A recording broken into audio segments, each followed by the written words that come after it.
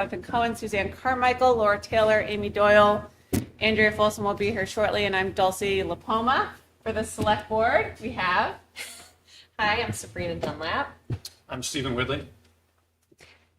Town Administrator Karen Hamilton.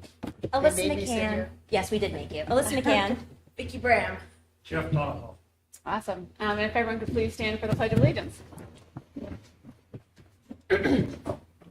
I pledge allegiance to the flag of the United States of America and to the republic for which it stands, one nation, under God, indivisible, with liberty and justice for all. Okay. We're going to dive right in, actually, if it's okay with you guys, for a presentation from our incredible Osram team. Are you guys ready? Yeah. Let's go.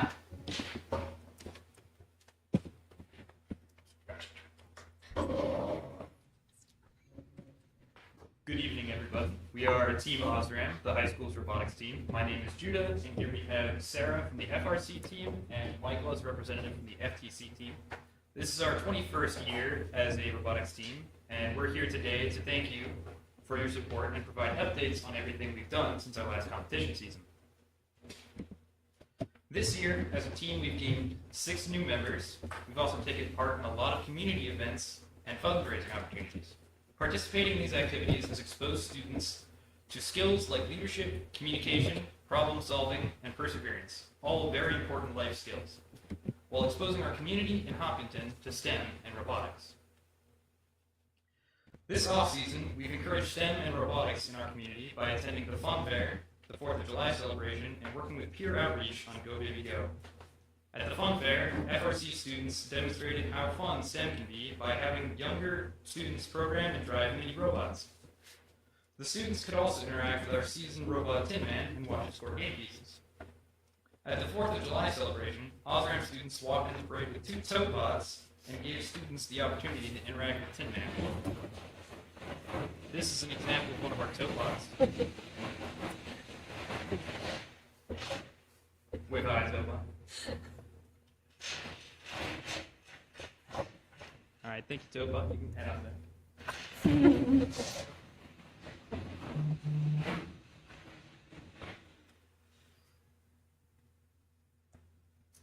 This year, we've impacted around 30 students in our schools, as well as others from who attended the events at the Fun Fair and the 4th of July parade. XRP Orbit Odyssey, much like First Robotics, is a yearly challenge where students from grades 6th to 9th compete in a game by using XRPs. We started this camp after hearing great feedback from many students interested in joining a team like FRC, but for younger students.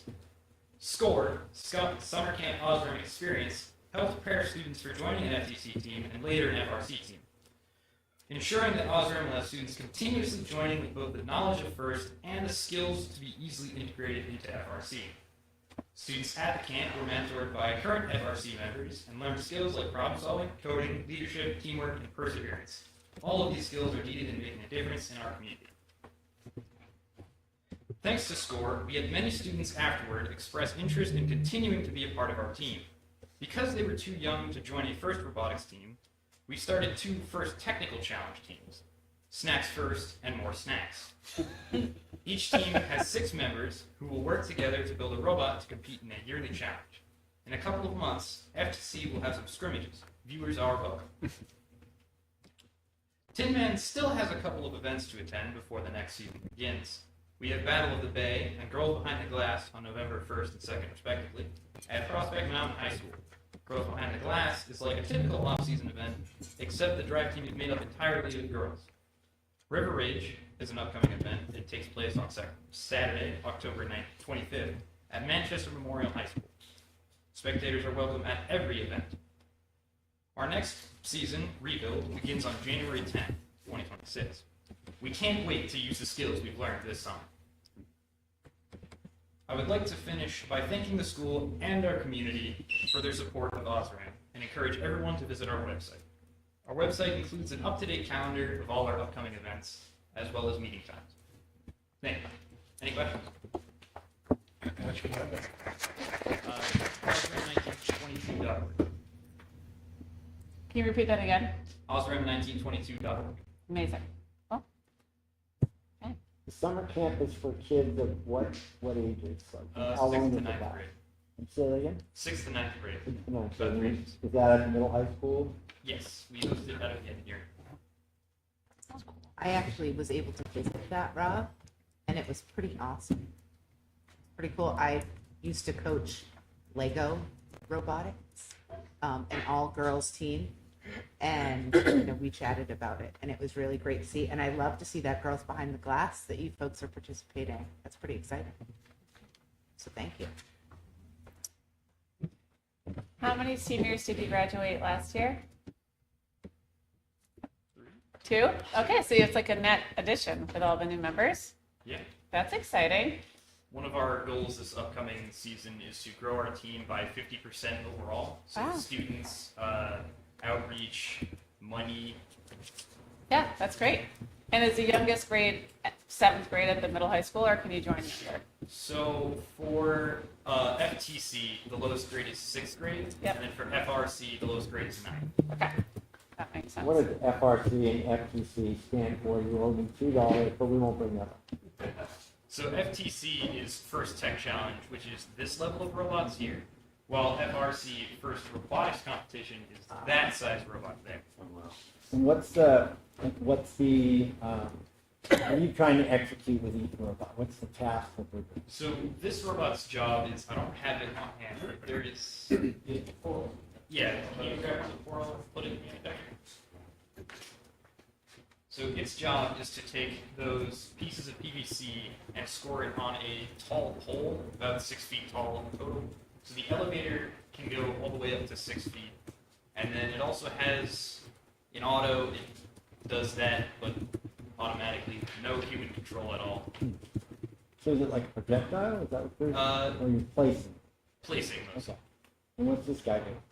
This is the latest FTC robot. Its job is to score those balls in the sort of net, but the ball then runs down a ramp and can be reintroduced to the field later in the match if the team decides to do so.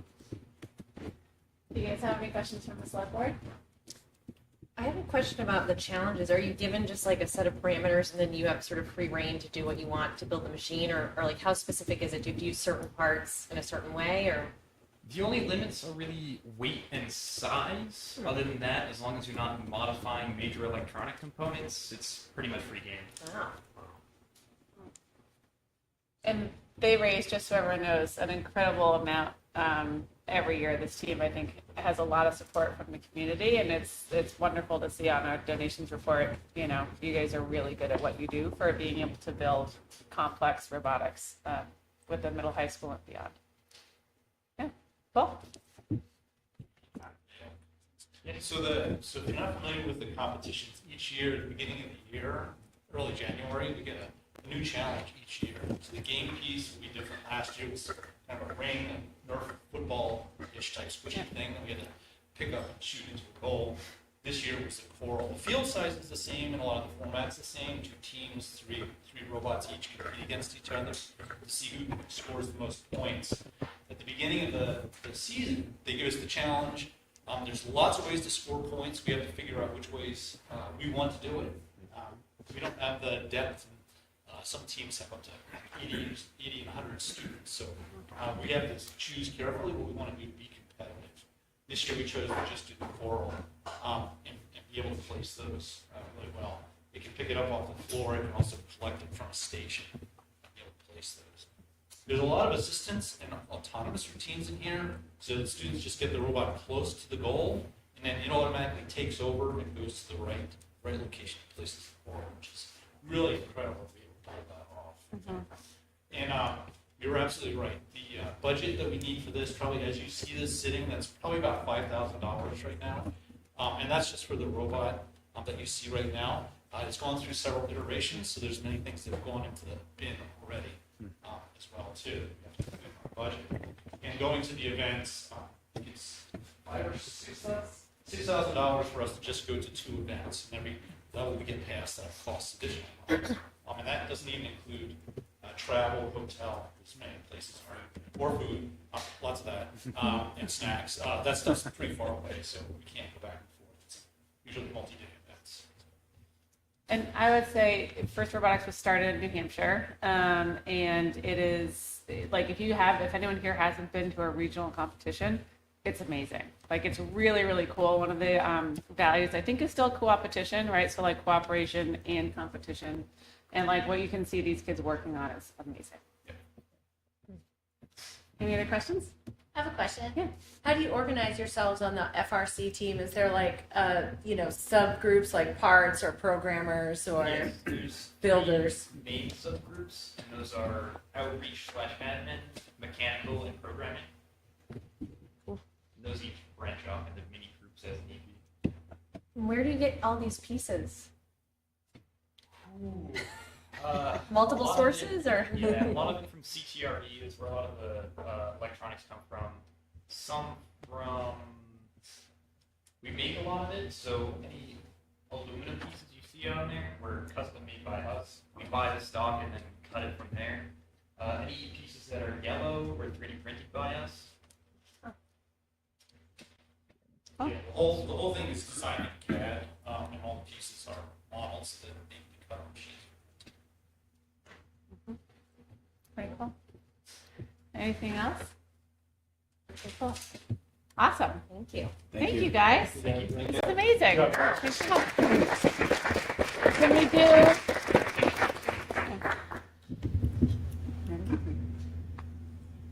Do you want to do a photo? Is that okay? With both boards? Yeah, is that okay? All right. We're here. Never get to do. I know. Let's do photos real quick. Raining. I feel like we're crashing. Yeah. I don't feel, We'll see a photo bomb. I don't feel worthy, but Then she'll come up. Are we still there? I guess so. Okay, come on, Alyssa. I'm going, Vicki. I'm going. So cool. Oh,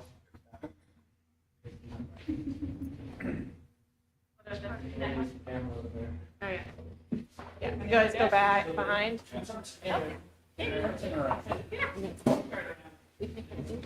we'll just squish it, guys.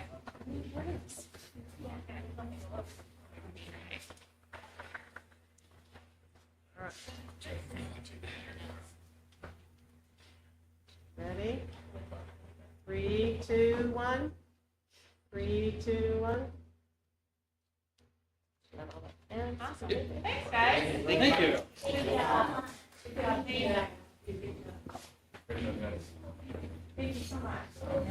Why don't we take more photos during select? No, we did last time. Yeah. That's at the end. Like, take a selfie.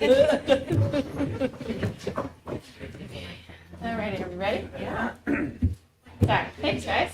Oh, that was fun. I know. Just do fun things. Yeah. It's fun that they come every year. Every meeting. Does this happen at every meeting? Yeah. Friday. If you come right before Christmas, Harold Martin comes and sings Christmas carols. And every single one of us gets a little emotional. So, Some more so than others. Yes, I mean, I cry buckets every single year, but that shouldn't be surprising to precisely no one. Okay, so I figure we have several new people at the table since last year. Does everyone want to go around and just do introductions so that everyone has a name and a face and how long you've lived in town and what committees you sit on? Yeah. We start with our new select board members. Oh, yeah, sure. Vicki, you want to go first? Sure. I'm Vicki Bram. I don't really know Amy. Nice to meet you. I've lived here for a really long time. My mom moved here in 1991 with me, and then I went away to Massachusetts and came back. And I am the select board representative on the budget committee. Yes. My name is Alyssa McCann. I moved here in 2018, though my husband is from here, and I'm on the housing committee. And can I introduce Karen? Yeah. And Karen Hamilton is our new town administrator, who started at the end of June. Yeah. So she's been a wonderful addition after Neil had been with us for, I think, 15 years. But we're so happy to have Karen on board. So I'm really glad to be here. Awesome. And Jeff, do you want to introduce yourself to Amy and Laura? Jeff Donahoe, been in town since 1986. Wow. I'm on the Waste Reduction Committee and the Planning Board. Yeah. Stephen Woodley. I moved to town in 2013. In addition to the select board, I'm on the economic development committee and the energy committee. Hi, I know you both. I'm Sabrina Dunlap. Haven't met you, I don't think. And I lived in town for 10 years, but both my parents graduated from Hopkinton High, so I have deep roots in town. And I'm on the Open Space Committee and the soon-to-be resurrected Highway Safety Committee. Whoa! Is that different than the roads Very committee? exciting. It's the new version. Okay. We've been trying to get off the ground for 2 years, I think. So Are you saying it out loud so you have accountability buddies? Okay, we got you. Amazing. Awesome. Oh, and I forgot to say Matt. Matt's here too at the back. Sorry. Hi, Matt. Hi, Matt. All right. Rob, do you want to kick it off? Sure. Rob Nato, we moved here in '96. This is my 6th year on the board. Other subcommittees for the board, finance committee, safety, security, CIP, and the rep to the budget. And Jonathan Cohen, I think I know many of you. I'm on finance and CIP and moved here in 2012. Hi, I'm Suzanne Carmichael. I'm new. We moved Hopkinton in 2004, I think. The kid go through the school. I don't know. I'm on lots of committees now. Another one just happened. New kid. Yeah, another one just happened. But curriculum instruction assessment, wellness, policy, PD, we're doing it. I have a teaching background, so something that makes sense. Yep. That's amazing. I'm Laura Taylor. I was born here, went to school here, left, came back in 2021, and I am your business administrator. I'm Amy Doyle. I don't live here. I actually live in Concord. I have two Concord High School graduates, class of 24 and class of 21. And I first came to Hopkinton in 2016, so I was the principal of this building. And then I left and was lucky enough to come back and just started again on July 1 in my new capacity as the superintendent. So thrilled to be back. Happy to Happy to be here. And I'm Dulcie Lafoma. I think I first moved here in I might have you beat. I think it was like 1984. But then I moved away for a good long while and then came back, and I've been here since 2018.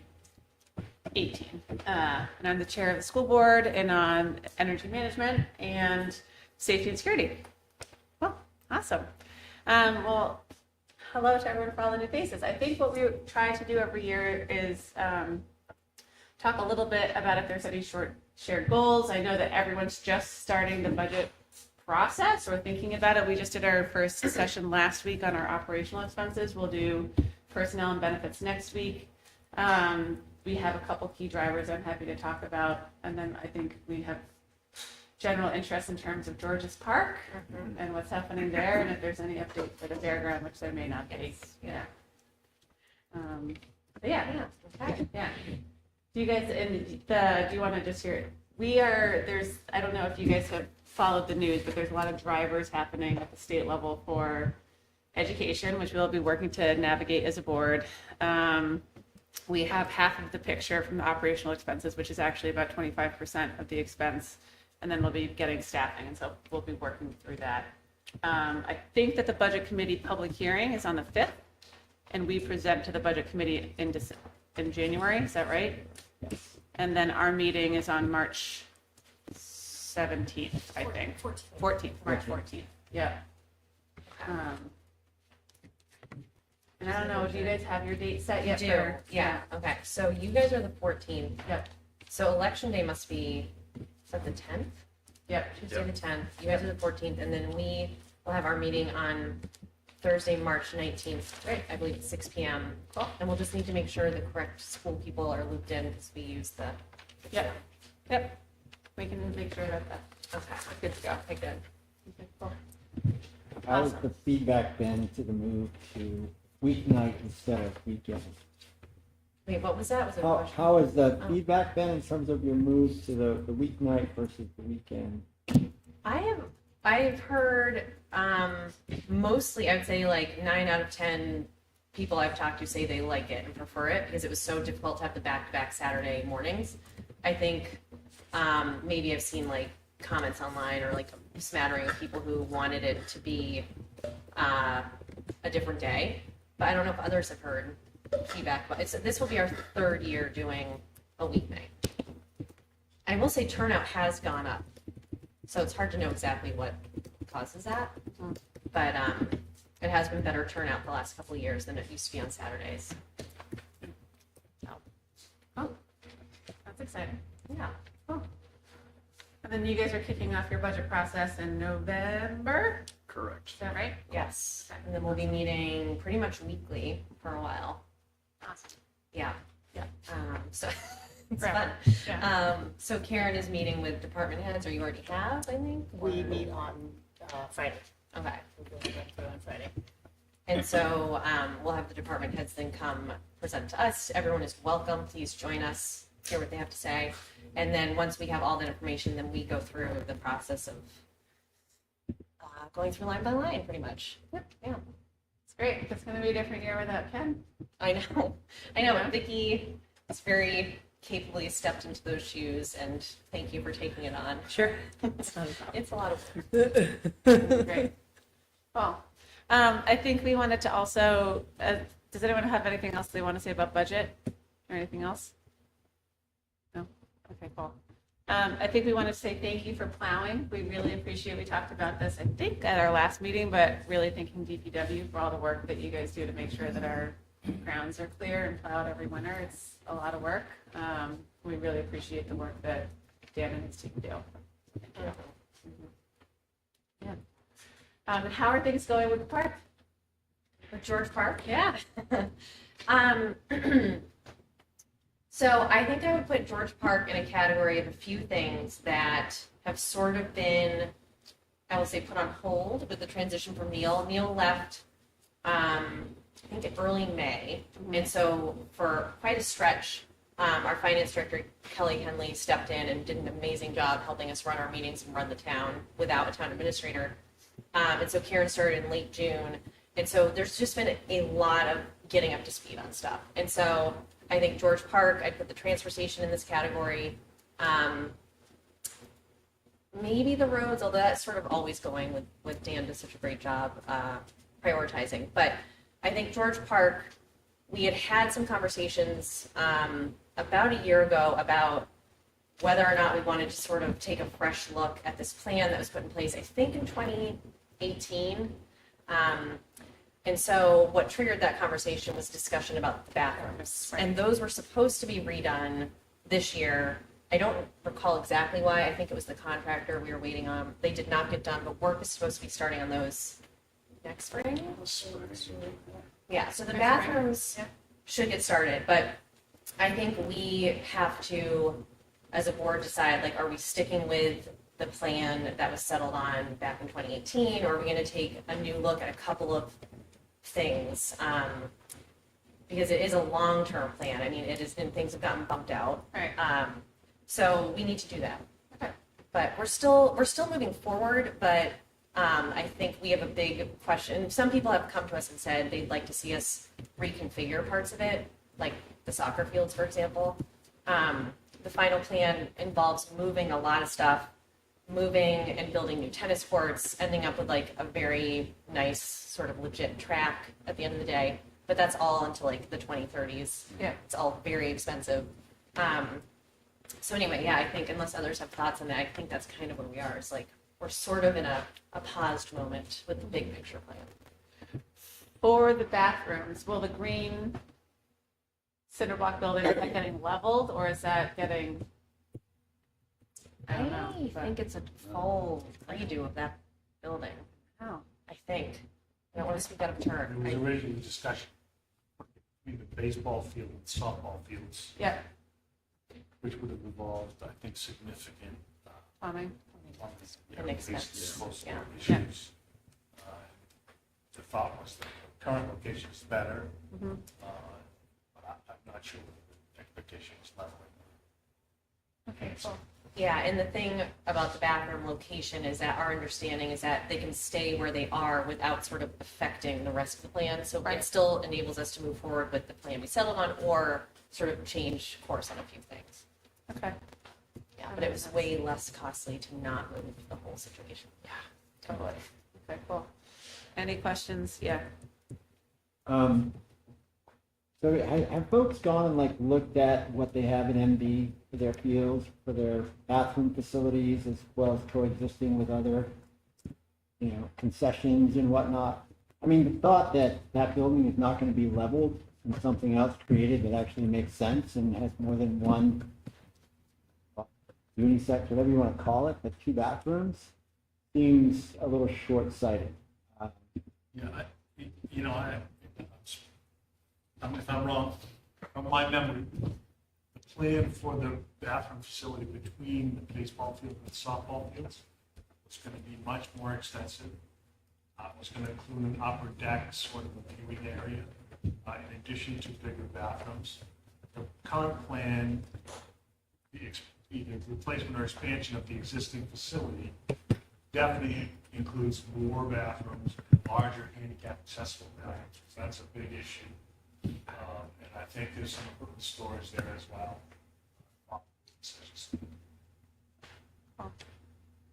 I just don't know if it's an expansion of the existing building or knock it down center. Yeah, I mean, what's there for storage is, it floods, right? It's bad. Yeah.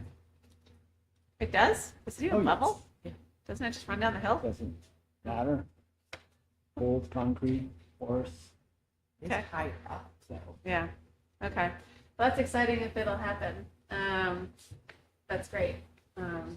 We really appreciate it. And I know that it's the town's fields and like HISA uses it and softball league uses it, but obviously the district is a big user of that space and we appreciate. The collaboration. Yes. Well, Thank and you. we have, the fence is an example. I don't recall if we've split some other costs, but if you all see an area for further collaboration or things, I don't know, that you want to like weigh in on, please do. Okay, cool. It's a dynamic process. Yeah. Is there yeah, I know that Dan Mazarov, I think that the 2 people from our team, our district team, I'm going to say our team broadly, but is like Jim Rosicki, I think, has budgeted for a storage shed, knowing that it could be under construction. So thinking about like where to put some equipment, which is in there. And I know Dan Mazarov has thoughts because he's rostering games and all that stuff. But if you need anything, I feel okay volunteering people to be at meetings. Mm-hmm. Could be me, could be someone else. Well, when we it'll be part of our discussions with the budget, but Yeah. when we do dedicate time to this, I can let you know, Yeah. and anyone who Yeah. wants to come weigh in Yeah, should. totally. It's a funky thing. And I think also a lot of people I think that the school runs all of George's Park. Yeah. It's a town facility, it's all the same taxpayer dollars, but we really appreciate it, so. It's like a lot of people think we own and run the fair, but we Correct. don't. That's correct, yeah. Any other thoughts on George's Park? Okay, cool. Awesome. Do you need anything else from the school? And that might be a Dan question, but are you guys pulling up under the bargain?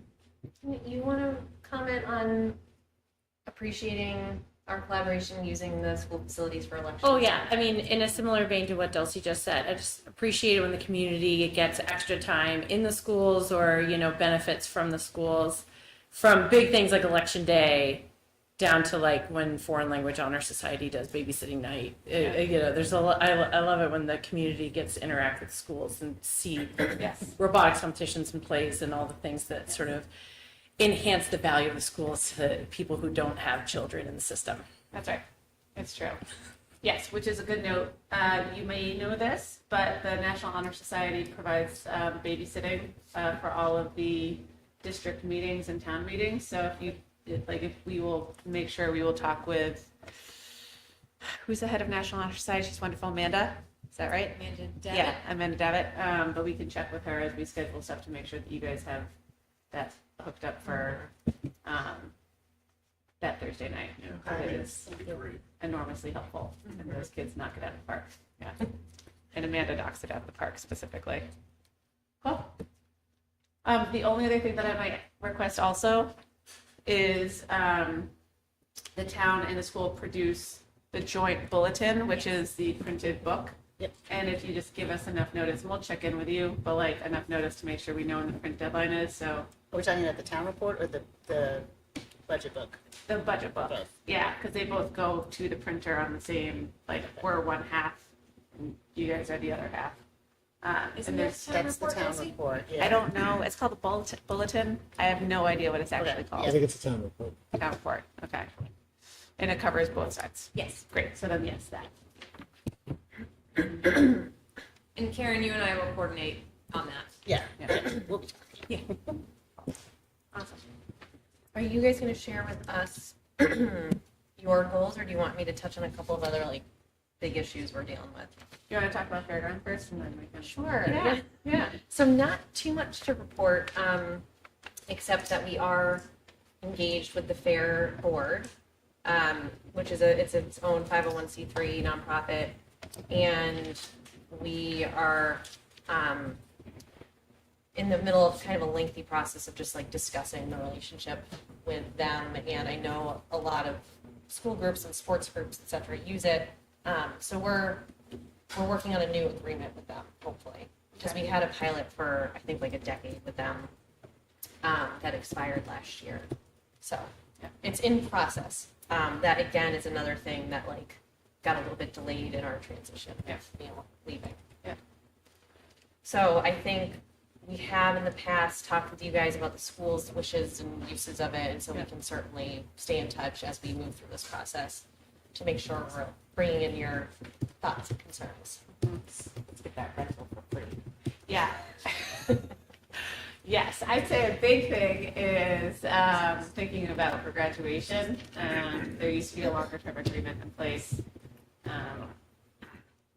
We would love it if it didn't cost anything, but that's been a sticking point with the Fair Association in the past. But it is really meaningful to the kids. We saw this a couple years ago when there was a thought to potentially move it elsewhere. But people in town are very attached to graduating there. If you were there last year, it was really rainy, really exciting. So we would have some thought to do there. It's not acoustically a great place when it's literally pouring down rain, but it is like a place that everyone is pretty attached to. So if we can keep using the polling barn, that would be great. Yeah. Okay. Yeah. I'll keep you posted on that as it unfolds. Yeah, and the other point that's there for that, which I'll just make the point for, we have looked at a lot of other locations to figure out graduation, and really, like, Gold Hill is beautiful, it's not accessible for everyone. The only other real place that has been there in the past, which I think is tricky, is we used to have graduation on the fields, and we just had to be careful with the irrigation, but either way, like, that part of town is the flattest, biggest, either tent accessible or covered spot. So Yeah. And while it's not a huge chunk of time, it's a meaningful amount of time for the district and the graduates. Anything else on that? Sabrina, have you guys talked to like the Hopkinton Runners Society group in Blackwater Nordic about their concerns and sort of? Yeah, thank you for that's a good question. I have talked to Blackwater Nordic quite a bit, not as much with the runners group. So I will, I know a couple people involved with that, so I can circle back with them. But I have talked with Blackwater Nordic quite a bit. Isn't Norm's part of runners, right? Norm is, yes, Zach Emerson for the Runners Society. Yeah. Thank you for doing that work. Of course, yeah. Cool. Anything else before we just run through our goals? Okay. Cool. All right. So in terms of our goals, some of them you might be really excited about. But we set these at our annual retreat in July and sort of kept fine-tuning them. These all link to our strategic plan, which runs from 2023 to 2028. There's a couple that we have around curriculum and assessment. Now that we don't have a curriculum coordinator or director, we're really thinking, and this is one of Amy's, I'd say, strengths as a superintendent, thinking about like, what should we be doing? What do we have? Where do we want to improve? So putting together a curriculum plan for that. Also thinking about the tiered system in terms of student support. So tier 1, tier 2, tier 3, which is both socio-emotional and behavioral and academic, and thinking about how we are better working with students on that. We have a couple finance goals, so thinking about whether we should consider using a targeted goal of a percentage year over year, and what would be appropriate there, knowing that we have a lot of big swings every year, whether it's special education or healthcare, that are hard to predict, but we're trying to get to some level of year over year consistency. Is that a word that's fair? Yeah, I think we're trying to assess what the fair number is if we were to go that way. And the problem is that most folks want to use the consumer price index, which is the absolute wrong index to use for that. So therein lies the rub. There are other measures of inflation that fit better for us and fit for you guys in terms of wages and salaries and the consumables, the energy that we buy. That works a lot better. So that's part of not only looking at what makes more sense, but then how to communicate that to folks in the community so they understand why we're not using the consumer index. And that's been an ongoing discussion in the budget committee the last couple of years as well. Yeah, if you want to talk about indexes, that's your guy. We also did an exercise looking at Laura and Amy sat down with every single administrator and did a line-by-line review of every single thing they were asking for, whether it was $216 or $10,000. So that has been an exciting process, but sort of just gut checking, like, what is this? Can we justify it? What does that look like? And that came forth in the operating budget. Something that does actually impact you guys is you might have heard about the HMHS, the middle high school security redesign process. And so over the course of the last 2 years, do you want to talk about it a little bit? So started in May of 2024, and currently we have design up and out. It's going out for an RFP within the week, hopefully. It will put the front entrance to the middle high school back on the Park Avenue side, which I learned historically is where it lived, and solve a lot of our security issues around in and out of the yurt where people come in your offices, a good 50 meters away. So we are currently having a lot of community info sessions. We had one at the middle high school last week, and then we've got them scheduled with Rotary, the PTA, the Hopkinton Republicans, and the Hopkinton Democrats, and we will have our public hearing on that in December. As part of how we're thinking about that, we've talked also about what that might mean for meetings or other community events that are in there, and there'd still be access through the other points that we use for elections and otherwise. So just for the school day, move it to a place where there would be a 2-point entry system, so it provides a more secure entrance.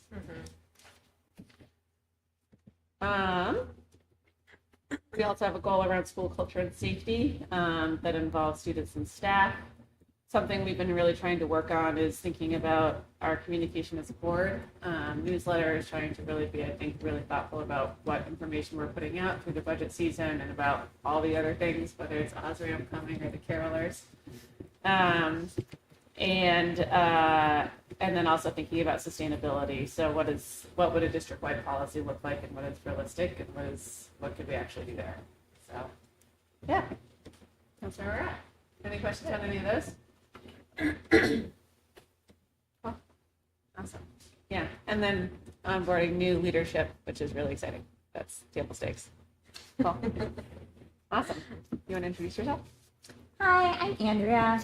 Everyone knows me. I think we've actually met as well. Yes. So everybody knows me. Wonderful. Hello, everybody. Yeah, good to see you all. Yeah, you're in a committee with everyone. Yeah, exactly. Cool. Awesome. Anything you guys are thinking about? Yeah, I would say, again, as part of the transition to new town administrator and having 2 new select board members, we are looking at changing up how we do some things. So, for example, Alyssa kindly took on a project to take a look at our committees. We have a lot of town committees, like so many. Some are not very high functioning, like the Highway Safety Committee that hasn't met in 2 years. Some are very high functioning. And so taking a look at, like, what are the committees? Do they all need to exist? And then also looking at the process for trying to bring new people in to these committees, trying to get more people involved, figuring out like a fair and clear process for each year how, you know, we ask people to either stay on them or to join them. And so we've just sort of like, you know, plodded along the last few years. I think that's something we're taking a fresh look at. I know there's parts of the town website that really bother Alyssa. And so Personal vendetta with parts of the town website. yeah, and so like perhaps revamping that sort of outward facing thing so it's more user friendly and it's easier to find information so you don't have to like drop down through like multiple places to find things. And then I think we talked about this a year ago at least, this idea of strategic governance. And I feel like we've gotten sort of in this habit of like just addressing and reacting to things and like dealing with day to day, as you guys do too. But you obviously have a more structure, I'd say, around like your strategic vision and like having this, you know, your 5-year plan and so we have talked about this, and I think this is the year we're actually gonna like make it happen. And so, yeah, trying to think about how these pieces all fit together. Like we've got a very strong economic development committee, but the economic development director position has been empty for a while. So it's like thinking about how does that fit in with planning? And then, you know, thinking about things like the transfer station, which is very day to day and super important, but can we think about sustainability in a bigger picture way? So yeah, I think just trying to zoom out a bit. We do have our master plan, taking a fresh look at that and like ways that we can zoom out and have a little bit more of a vision for the town. And so that's, yeah, we haven't like put that in motion yet, but the more I talk about it, I'm like, it's gonna happen. So I don't know if others have thoughts on, you know, sort of our like bigger picture things we're working on, or any other thoughts to share with the school. Anyone? I mean, we spend a lot of time talking about wastewater. So yes, I that is would a big say issue. our 2 big conversations for the past couple months have been wastewater and then asterisk horseshoe pile. Horseshoe. Yeah. Actually, and just so everyone knows, the horseshoe pile. This is important, actually. I want to know this. Yeah. Dulcie was like, "Where are the horseshoes?" Undisclosed location. Yeah, Vicky. Thank you to Vicky. On a Saturday, Vicky spearheaded and helped with some very great volunteers who are super involved with Kimball Cabins, and thank them because they spent a whole Saturday. I was in and out because I had some other stuff going on, but it was like shoe by shoe, and they're on 17 pallets. And so they're being stored in a safe place. And then we're going to revisit sort of the plan for them. There's some folks in town who've been, again, very involved with the cabins who have some visions for what we can do with the shoes. Yeah. And that would be Lee Wilder, Byron Carr, Louise Carr, Jeff Dearborn, yes, and then Heather Mitchell from the Historical Society has been very involved in helping do research to understand the original intention and how best to preserve it. Because if you hop online, the folks are pretty passionate about the history of the horseshoe pile. Right. Yeah, so I think the Guinness Book of World Records. Google reviews too. What's that? It's very high Google reviews. Oh, interesting. 5 stars. The place is obviously like nostalgic and historic. The building that was there itself, I think many of you know, actually like had some serious mold and other issues, and it was going to be cost prohibitive to try to like revamp that spot. It's a very weird lot too. We were going to have to like try to adjust lot lines to sell it. We did look at all sorts of different ways we could move forward with it, and ultimately I think this was the right move. And so just want to say, like, we recognize the importance of that spot and the shoes. Back quickly to the wastewater though. We have a lot of issues, I will say, and I'm no expert on it, but thankfully we have experts in town dealing with this. But by the gazebo in particular, we had a PowerPoint presentation like a few months ago, and it's I don't want to say alarming, it's illuminating to see like what goes on and the amount of water that's treated and like how bad it would be if that system didn't work. So we had to do some emergency repairs. It is part of our CIP. It's a big ticket item to like fix. I don't know if we're fixing it or like putting new.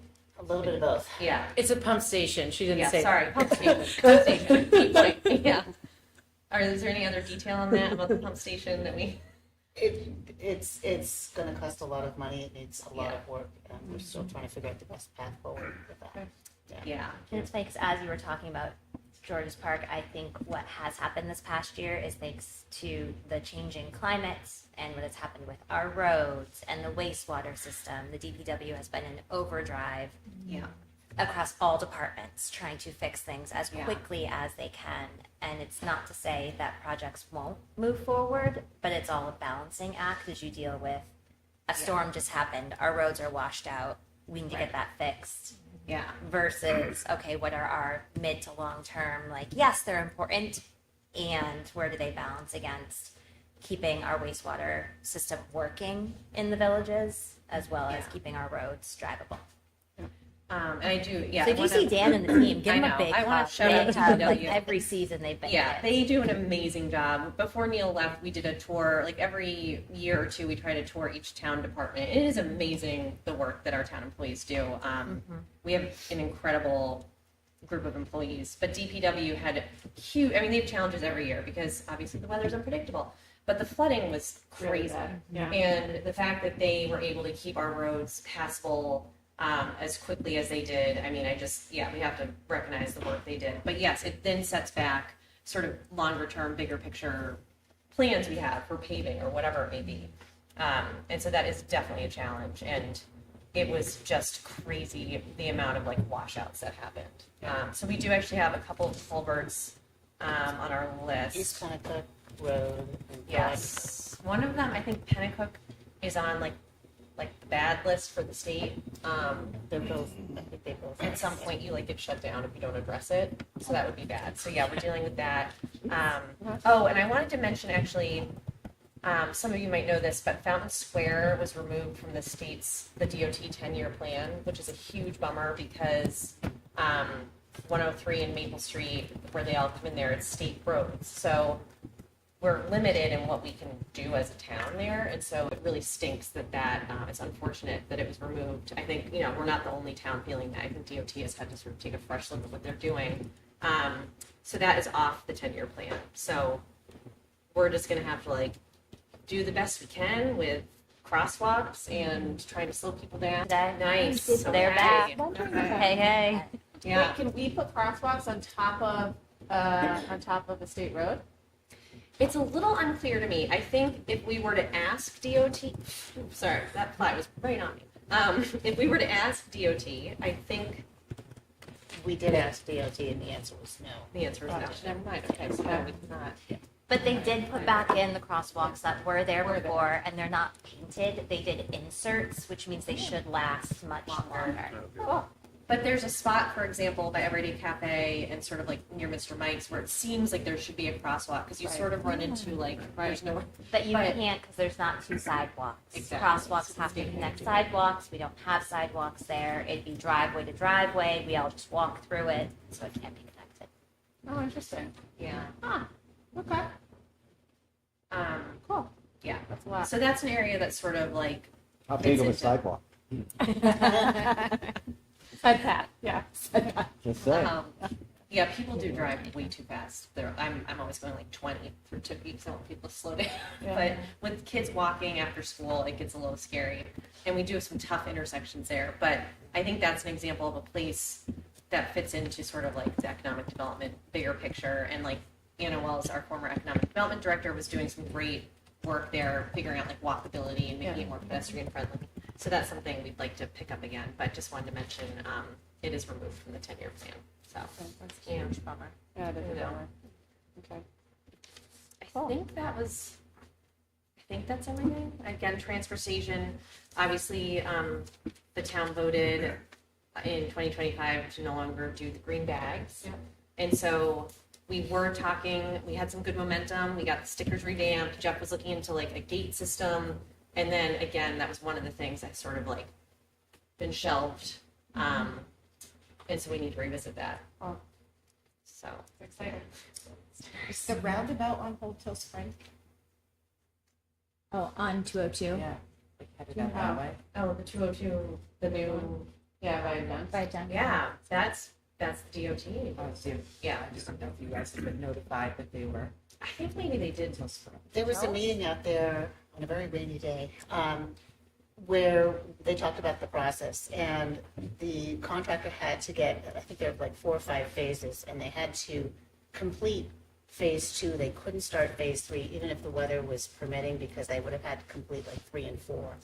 So they've taken some trees down, they've brought in some fill so they can make a temporary sort of bypass. And I think that's as far as they're going this year. Next year, you'll start to see it pick up again in the spring. Sorry, I couldn't. Oh, thanks, Vicky. Thanks, Vicki. It's great to see you. Yeah. Good to see all of you bigger. See you all bigger soon. Okay, cool. That's a lot. Yeah, I mean, that was a crazy amount of rain. Yeah. And then it seemed to massive about maintaining the roads, so. Yeah, they really did. Yeah. And it's like you never know what winter's gonna bring. Right. Yeah, that's right. But yeah, they do an amazing job. We're very lucky to have the team there that we do. You want to know a fun fact? I learned from being on my chat when I was studying in town hall, that changing the snow plows from manual to automatic, decreased driver fatigue significantly and increased driver retention quite a bit. Because if you're thinking about a snow plow, you would have to be shifting all the time. So when they moved them over like 10 years ago or something, it was game changing. And I was like, what? Which is pretty cool. I know. So there you go for drivers. Cool. That was fun. Have the costs on the transfer station been rising? That is a great question. I don't know. We talked about this last meeting about getting a meeting with transportation staff and taking a look at the numbers on recycling. And I actually don't know if we have updated. I have not seen it. Okay. I've never seen Because it. that will be a very interesting thing to see if the green bag impacted. Yeah, I'd be very interested to see. My assumption is that they're going to go up. I'd also say, though, we'd have to sort out the fact that a number of recycling programs had to be canceled. And so there are a number of programs we all used for heavy-duty plastic, right, for the big buckets, that because recycling is not altruistic, because it is a capitalist program, they stop being purchased. And so that'll also impact the revenue that we're bringing in. It increases the amount of trash going in the hopper since those recycling programs no longer exist. So we'd want to sort that out, because that would be separate than the green bag, but happened at the exact same time as the green bag program ending. Oh, interesting. Yeah, I'm just talking about the cost per ton. Cost per ton that we get to ship it out. Yeah. It's gonna, I think It's gonna go up. 4% increase every year. At least, right? That contract ends December 2025. So I just We got have to some have a new numbers. contract by Yeah. January We're 1st. gonna be looking at that. We'll use our leverage. Yeah. They've been very good with us in the past about the contracts. We don't want to give them leverage by waiting too long. No, I got numbers this week, so. Thank you. Okay. Great. Anything else? This is very informative. Thank you, guys. I know. Yeah. Awesome. Is that it? Is that all we have before we have comments? Public comment? Yeah, okay, I think so. Great. Public comment? You guys want to come up? 3 minutes, name and address. You can move from the mic.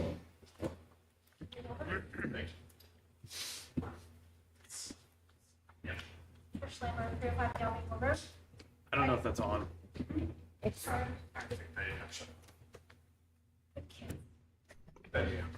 Anyway, speaking of kids, they really did a great job. Beyond the fact that they're technical, they had that whole presentation set up so that it was engaging to you. It was amazing. Yeah, So, that was really good.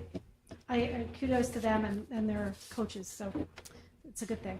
Can you go back to the recycling again? Recycling ceased to exist. I don't think that was Oh, your no, words. sorry. There's a I don't very think those were your words. I specific, was just trying to understand the impact around the same time the bags went away. Yeah, there's a very specific recycling program.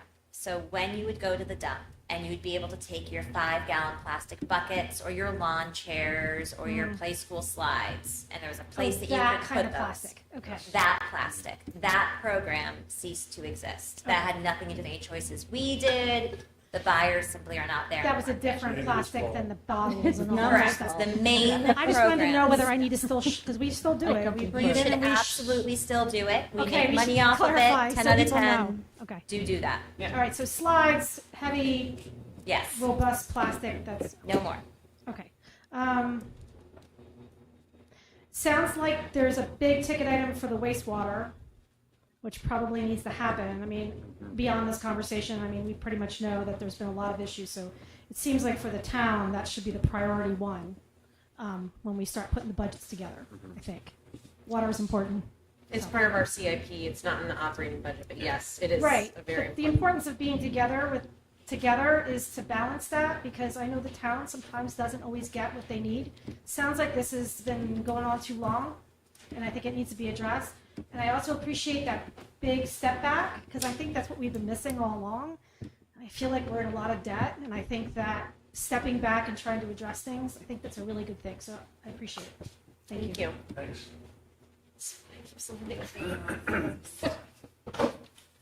Lauren Clement, 86 Maple Street. Good evening, everybody. Couple of things.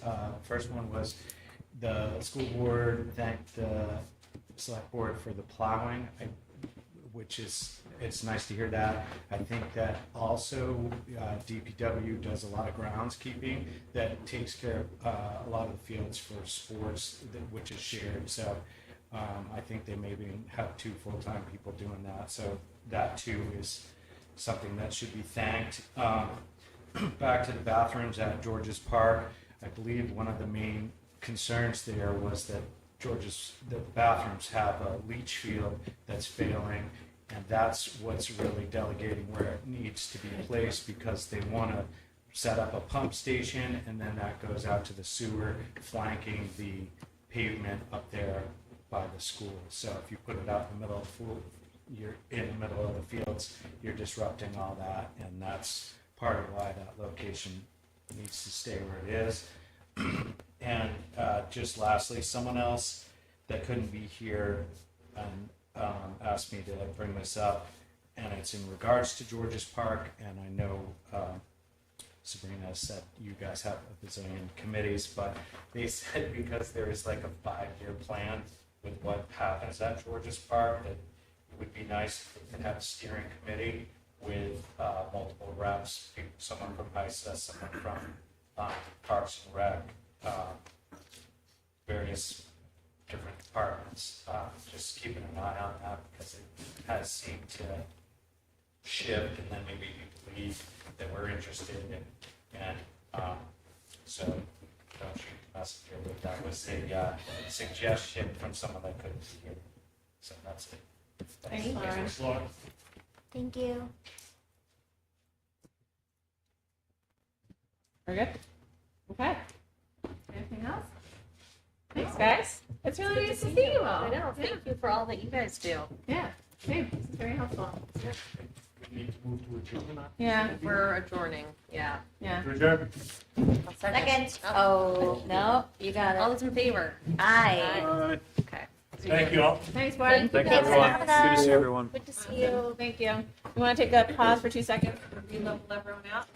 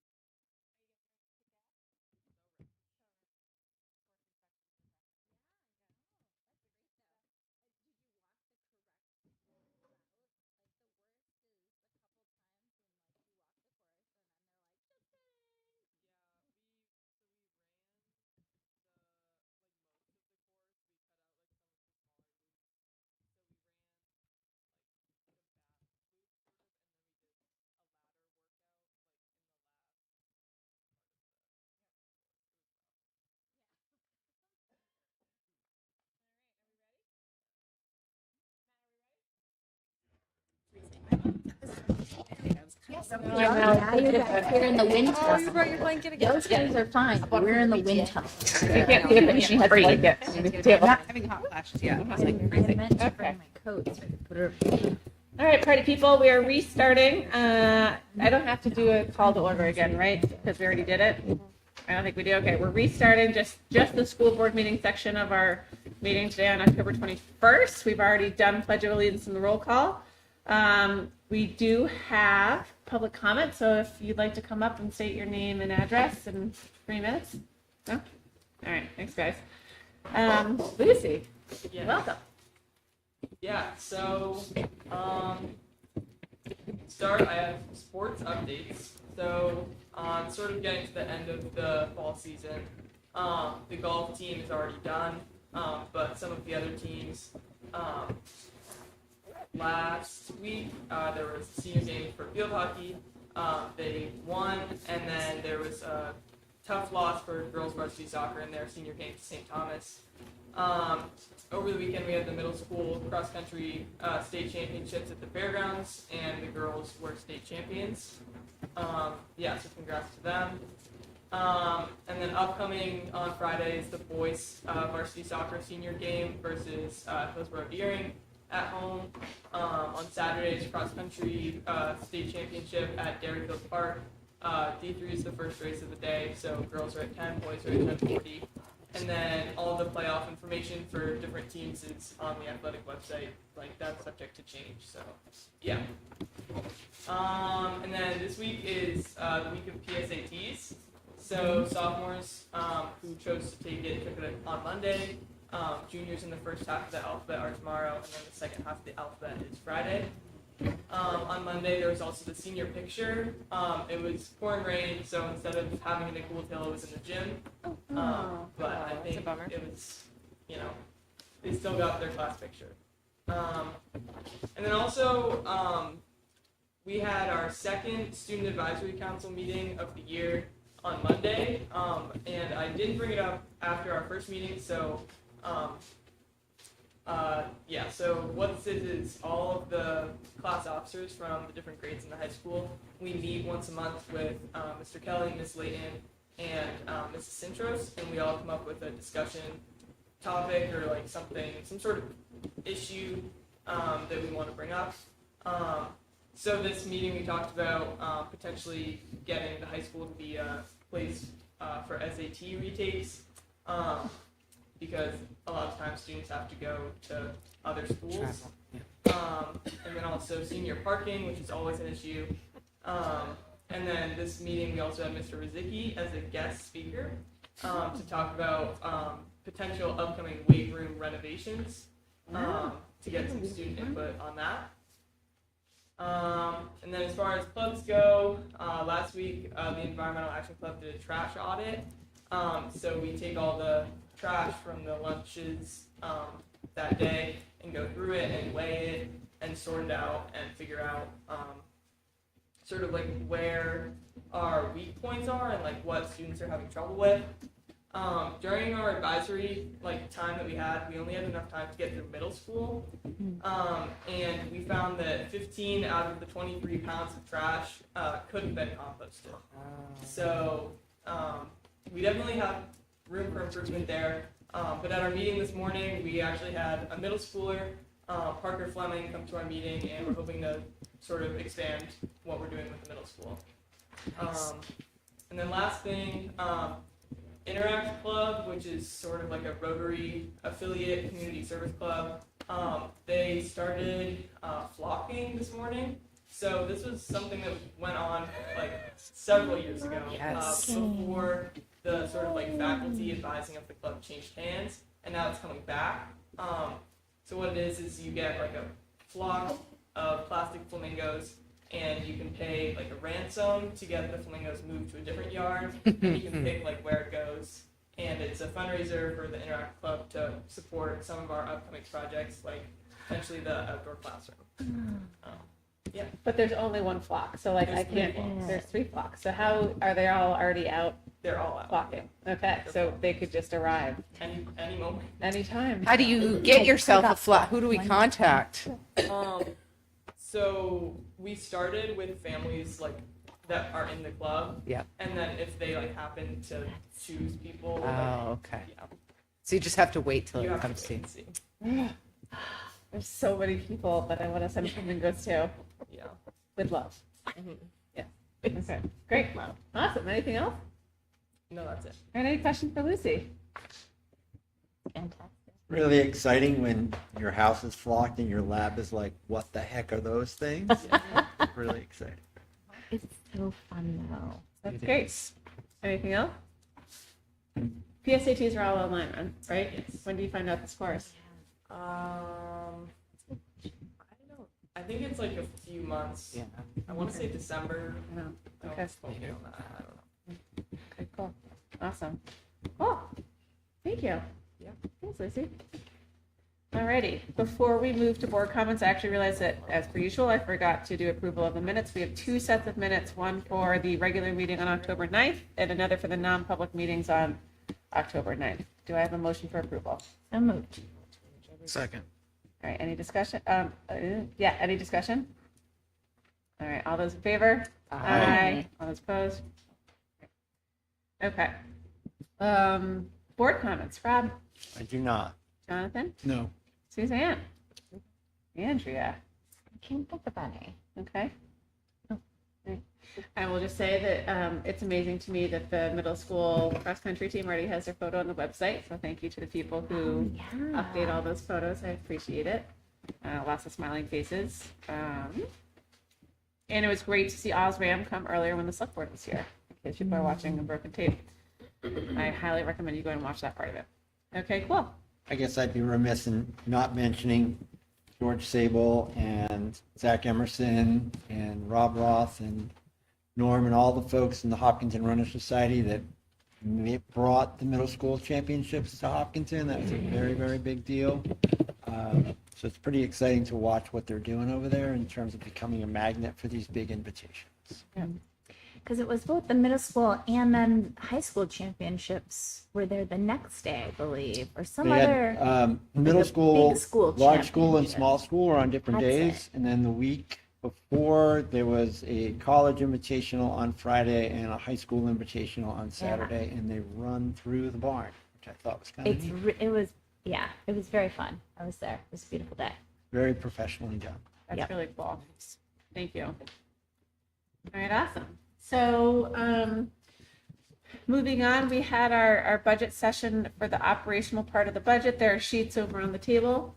If there's any questions that we wanted to bring back that we were looking for more detail on, I think we were able to answer just about everything. And then for the board, if there was anything else that we felt like we needed clarification on, I just want to make sure we did a check-in on what we learned last week, the numbers we got, if there's anything so that we can kind of tie out questions there prior to going to staffing in 2 weeks. There was one question I know that needed follow-up, and Rob was wondering about the PD money that we put in for the unions. And so in your board support, just as a backup, there's a budget follow-up PD money not used for FY25 and FY24.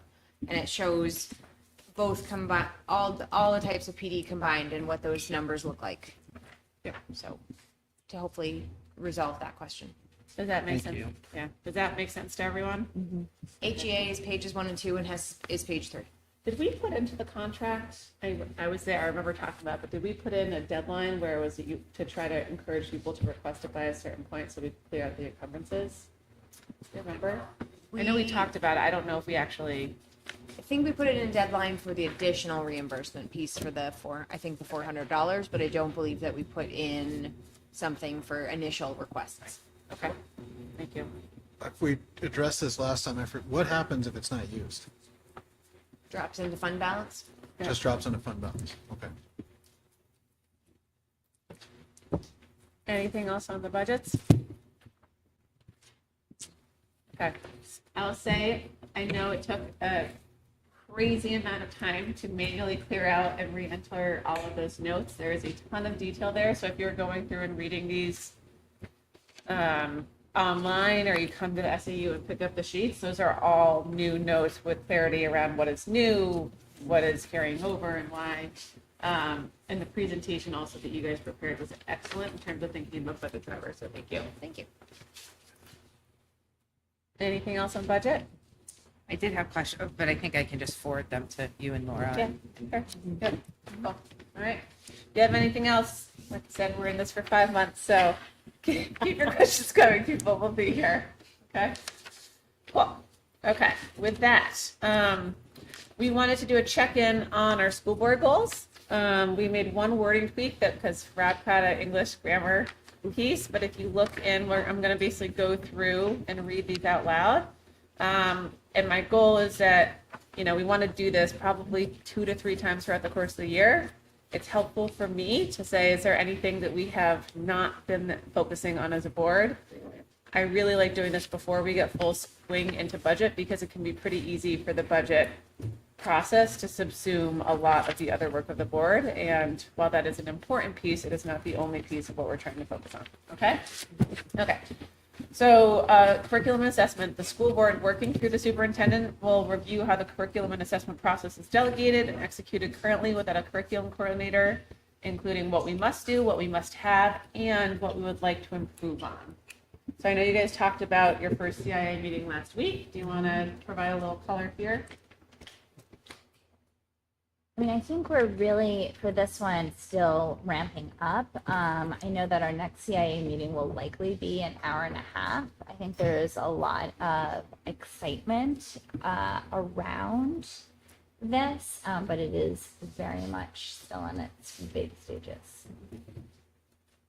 I would say I think the first meeting, there was a lot of new representation. Some people had been part of either curriculum council or CNA or now what we're going to rebrand as the CIA to include the instructional piece. I was excited about the follow-up questions and conversations I've been able to have afterwards. I really see it as 3 different buckets. The first is what is the guaranteed viable curriculum that we have? And how do we make that more visible so when new people come in or for parents or community members that are interested, how do we make that available to ensure some consistency and the students are having a common experience. The instruction piece I think is really tied to what kind of professional learning and follow-up training do we think our staff needs, because those needs, even though we're planning for next year now, that'll change as students present themselves or we have new priorities that we need to address.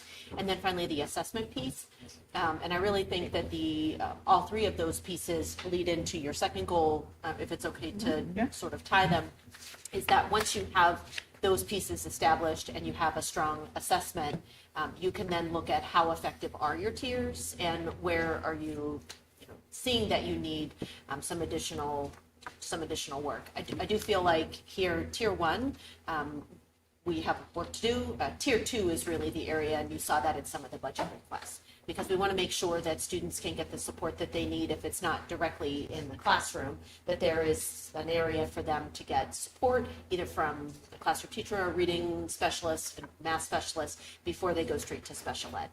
We want to make sure that that second tier is a big enough catcher's mitt to keep those students supported. Going back to the first goal and then I'll read the second goal, I would also say that I think that you guys talked about, just to put this out there for people who might be joining us for the first time, talking about a formal curriculum review cycle. I think that's worth calling out, and that's not done, but you're discussing it. And then also people look to the budget.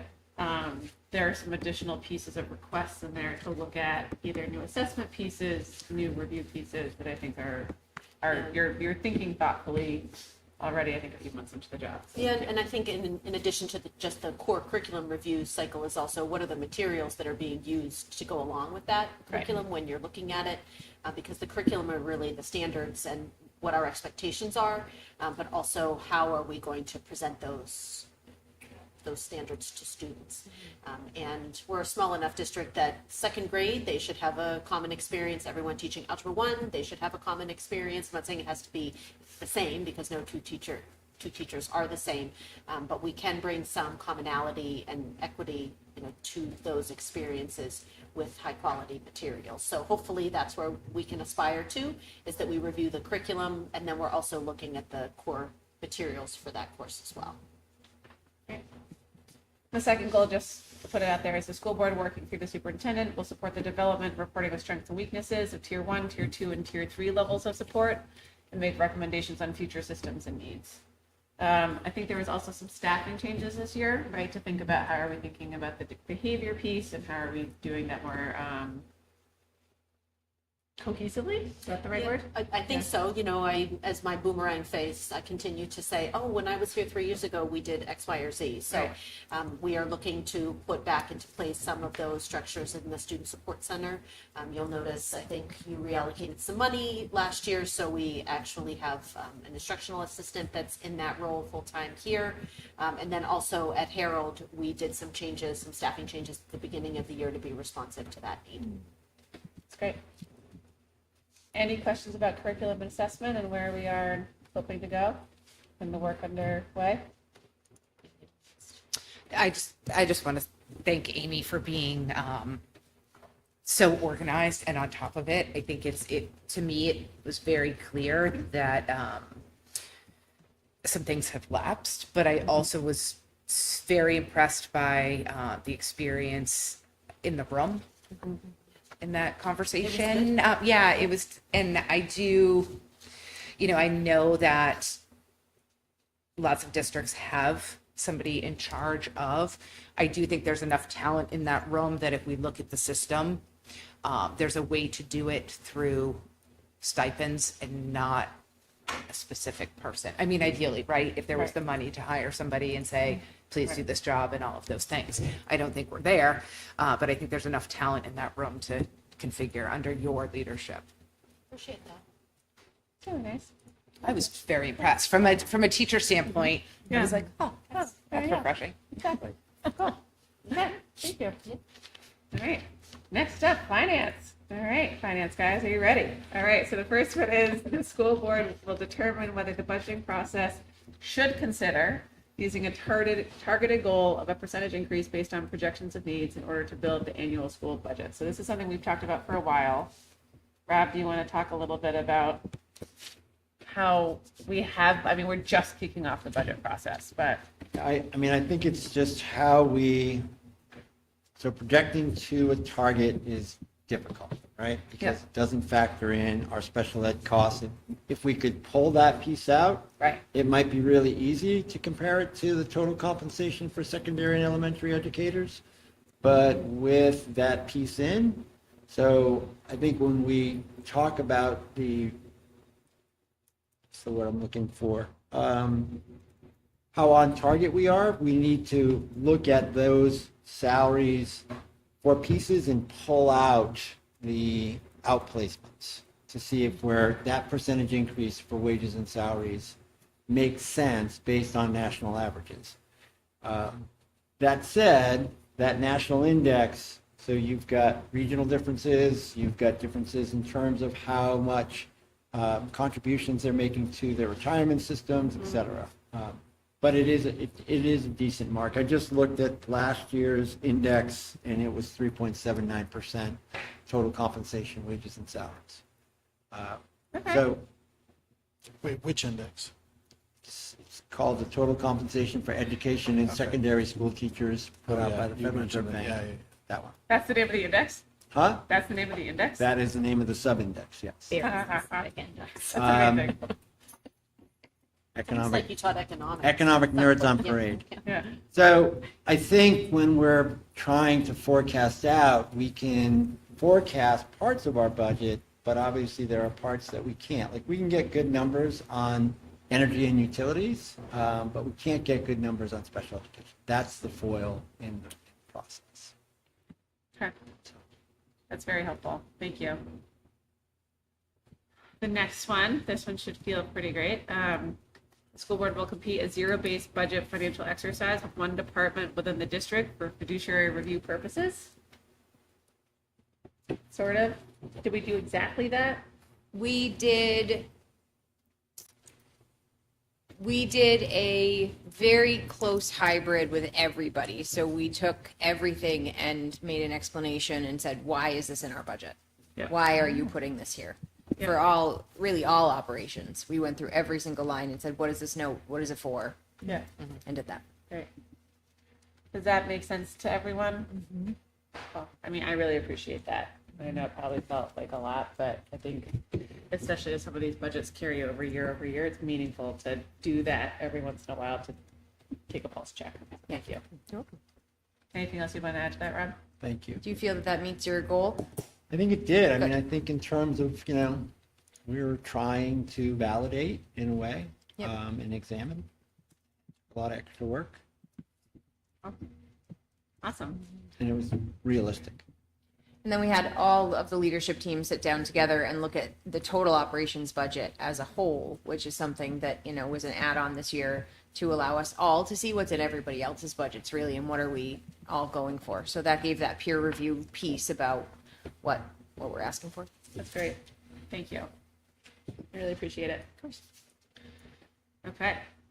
Safety and security. In response to the Homeland Security audit, the school board will support the development of the security redesign project proposal, including estimated budget at the Hopkinton Middle High School. So we've talked about this, I think, every meeting. We know we have 4 more sessions coming up. Do you want to talk about this a little bit, Rob? So we do have the 4 more info sessions. Jim and Laura are working on final documents for the RFP to go out, and there is a timeline for that as well. I think we are probably on track for our public hearing in December, but it may need to be pushed forward depending upon when those come back. Okay, cool. I think the biggest, although the meeting was lightly attended, I think a lot of the questions were around how this changes student movements. When people are coming and going into and out of the building, in particular the rear entrance by the gym. So. Great. Thank you. Yeah. A lot of work. All right. The school board, working through the superintendent, will continue to support the development of a district-wide approach to school culture and safety that involves student and staff. I would say you heard them talk about it a little bit at the budget meeting, the implementation of Fly 5. So that is something that we're trying to not only implement with students, but also build that culture with teachers. So they had this 2 school counselors on our most recent PD meeting. They met and had some collaboration around that. Definitely, I think Harold is a little bit farther ahead in the implementation than Maple, just because of the way things have worked out. I also know that Mr. Kelly and his goals for the middle high school certainly has some things around culture and climate. So each building has at least one initiative, which was one of my goals. And we can talk a little bit more about the implementation of Fly 5 once it's up and off the ground. Great. Do we know if there are any other speakers? Like we had a really nice speaker series last year at the middle high school. I haven't checked in, but they brought in a nice drumbeat of people to talk, I would say, about culture and wellness and safety. I do know that the Brown Center came and did sort of a second salute to 7th grade, and that was very well received, which was a lot of team building and things like that. It's my understanding that the Hopkinton School Foundation funds those speakers, and so when I went, not to their meeting last week, but the week before, they have encouraged those same people to come back and apply for the grant because they know that that's an expensive endeavor, and they're willing to continue to support it because it's different every year. Even though it's a speaker series, it's not the same speaker every year. So I don't have anything that I know of right now, but I do believe they'll go back and ask. Great. What is Fly 5? Fly 5 is the social emotional learning curriculum that we talked about at the last meeting. I think Right. specifically you asked about the renewal costs because there are Right. consumables that go with it, and Yep. there's an online piece as Yep. well. So if you think about our Portrait of a Learner, it is the tool that you would use to implement how to teach students persistence, how to teach students collaboration. It's the explicit teaching of those kinds of skills. With collaboration? Yeah, they teach students like as young as kindergarten, 1st grade. They use the acronym CARES, CARES. Okay. I'm happy to bring some materials to the next meeting and share it with you, Jonathan, if you're. Yeah, I'm just curious as to what, because this is basically like, how does this achieve this goal? For culture and climate? Yeah. Well, it really, honestly, if you look at all 3 of those goals so far, so curriculum, what is the guaranteed and viable curriculum that all students would have? That's that piece for goal number 1. Goal number 2, you would think of students that need the additional support from the Student Support Center. All students would get Tier 1 instruction using Fly 5, and those students that needed more may need additional practice or additional instruction from a Student Support Center or the school counselor. That's usually around conflict, to be honest. You know, things aren't going your way or you needed some additional check-in. You might see something at Harold, and I'd be interested in what your kids are saying. Jackie Kleiner is going in right now and doing the initial lesson. So if you ask them, hey, has Mrs. Kleiner been to your classroom, and what was she presenting? And then the last part about culture and climate, it really is related to responsive classroom, which is the tool by which you build a classroom community. Most teachers that we have had, either when I was here, and I know we sent a team this past summer, learn how to create a morning meeting and how to implement that, and how do you do interactive learning structures. So that would be sort of like breaks. How do you allow students to, you know, you've just been working on something for about an hour, boy, they need a break. And then closing circle, how was your day? What is one thing that you are looking forward to tomorrow? If at the younger grades, when I taught, you know, 4th and 5th grade, you would say, what is one thing that you can tell your parents about what you did at school today? So trying to give them some language around, you know, their school day and what went well and maybe what they're working on the next time. And I think culture and climate, when you look specifically at students' willingness for engagement, I mean, that's really what you want. You want kids to feel safe and secure. You want them to feel like they're in a community that they can be safe in, but also holds them accountable and others accountable to the rules that they've established. I guess what I'm trying to understand is, so we have counselors, we have teachers, and they help with conflict resolution, and they help with trying to help kids that are having difficulty reading or with math or whatever. So what does Fly 5 have to do with it? It's a really good question. I mean, they already have these skills, already doing this job. So what do we get from Fly 5? So Fly 5 would really be your common language. So if you think about each individual teacher, if they are, you know, you have an assigned group of kids, 15 kids for that school year, when you start the school year in the next year, you're going to have a different teacher, except if they're looping. I know that we did that a couple of years ago.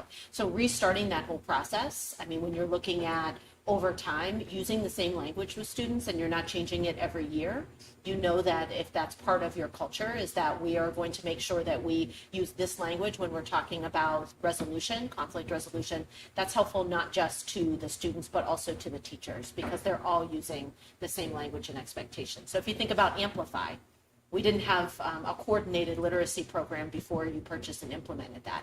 So now people are using the same language when they're talking about the curriculum that they're implementing. So this would be the same for that portion of our instruction.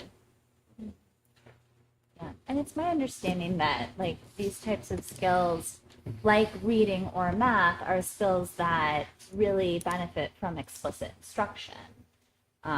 You know, like you can't just assume that they're skills that kids come to school knowing how to do. The emotional regulation piece, and especially like it just doesn't, it blows my mind, I guess, the things that we're sort of talking about in schools and the way we have to remind and direct instruction. But I will clarify, I guess, or just put it out there explicitly, right? That students who are safe and feel safe and have some emotional regulation are less likely to act out violently. And students who are safe and in touch with their peers are also more likely to report if somebody is not regulated or if there has been a threat, right? We teach the see something, say something, but I will tell you that if you don't feel safe or secure, and you're not going to say anything. Correct. I guess the thing that I'm thinking about is the value of this money that we're spending on this program. Mm-hmm. That's what I'm trying to think about. Like, I understand the soft skills or whatever we want to call it, social emotional learning. I think that can mean a lot of things to a lot of different people. I'm just interested in sort of trying to figure out how we gauge the return on the money that we're spending on this program, which is a year-over-year cost. That's what I'm thinking about. Well, your MTSS data, right? As opposed to, you know, trusting in the staff to teach these skills. That's what I'm thinking about. And it's not, I'm not trying to put you on the spot. I'm just saying that that's what I'm thinking about.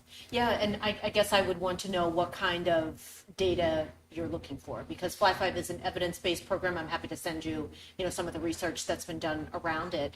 Typically those, that kind of research though doesn't look at like you spent $1,000 and that means that you got this result. Usually it'll look at student referrals to your student support center, expulsions, suspensions. It is quantitative data, but there's a lot of qualitative studies in there. So if you're looking for something that'll say if you spend money on this and you get this, I don't know that I can provide that. I think I can try to find some evidence-based research around that particular But to tool. Jonathan's point, like we should be looking at our MTSS data, and as this stuff is implemented and we're working with it for a while, is there, some sort of reduction, or are we seeing kind of the proof? So, yeah, I mean, the because there long-term are, goal- yes, long-term, right? The long-term goal is keeping more kids In the tier classroom. one, But I don't right? know that you'll have enough longitudinal data to make a decision about next year, which No, is right. No, Right. but like No, it we will should take be a long doing time. that Yes. periodically because there is so much programming out there, right? And so if this one, I'm just going to speak from experience that sometimes in education we pick a solution and we're like, this is it. We never stop and sort of say like, but is this really working until we're But I think way that down the line. I would think that this would be part of the curriculum review cycle, Yep. right? Where It's same in- thing in it's in every the- it's 3, in the 5, review 7 plan. years, Yeah. right? Totally. Yep. And I do think it's valuable. Like I remember Patrice, the budget tour night, and Harold Martin said that one of the big things for kindergarten last year was that like there were large numbers of students who did not know how to lose games and were just like flying off their little handles. And while that might not be part of Fly 5, right? But it's like, what are the skills that we are learning so that we're figuring out how to do No that? question the skills are important to teach. The question Yeah. is, with the Right. year-over-year cost of these different programs, Right. Yeah. whether they're actually worth the money. Right. Yeah. That's the question that I'm putting my finger on. Right. And I think And how it's- do you figure that out? Well, I'm not totally sure, certainly not a quick answer, but like, that's the thing that I'm thinking about, because we're signing up to pay licensing fees every year. And certainly there's a lot of people who's, have a financial interest in these programs. So, Right. it just makes me feel like a little bit of skepticism is not necessarily inappropriate. That's all I'm saying. So I think trying to zoom in on any independent variable to say that created that is near to impossible in education. I do think that qualitatively, the teachers should be able to give you some pretty good feedback because that common language is what's most important. Because, like it or not all teachers are executing things the same way, and especially if they don't have the same roadmap. So this gives them a roadmap that they can all work together on, and that when little Johnny ends up from, as you say, from grade 1 to 2 or 3 to 4, this is not new. The epiphany for me about my first teaching experience at Landmark was not Landmark. It's that everybody was doing the exact same teaching model. And that doesn't often happen in public schools at that time, for sure, and even now. So I think the value is continuity and that everybody is playing the same game. Yeah. You don't have teachers off the reservation, so to speak. So I guess what I would say to that is maybe it's under culture and climate, maybe it's under curriculum, and maybe it requires some more wordsmithing, but we want to make sure that the teachers feel that it's an environment where they can give feedback, honest feedback on programs that have been implemented, because you don't want to lose your job or lose promotion because you're saying that you don't think something works that the board, the superintendent, or everybody else has implemented and already is cost into. That's fair. So it strikes me that I'm not sure if that's in curriculum or if that's in culture, but to me, that would be important if we want to get that feedback from. Good, right? Right, so if we Have want to that. get feedback Yeah. from the people who are in the trenches, then we want to make sure it's an environment where they feel comfortable giving it. Right. When I would say, like, when we I adopted would say. the Amplify program, there was a lot of check-ins through CNA, which is now CIA, thinking about, like, how is it going? What is the level of work? Is this effective? We went back and looked at the end of last year of what were the actual literacy rates starting at the beginning of the year of implementation of that curriculum versus the end.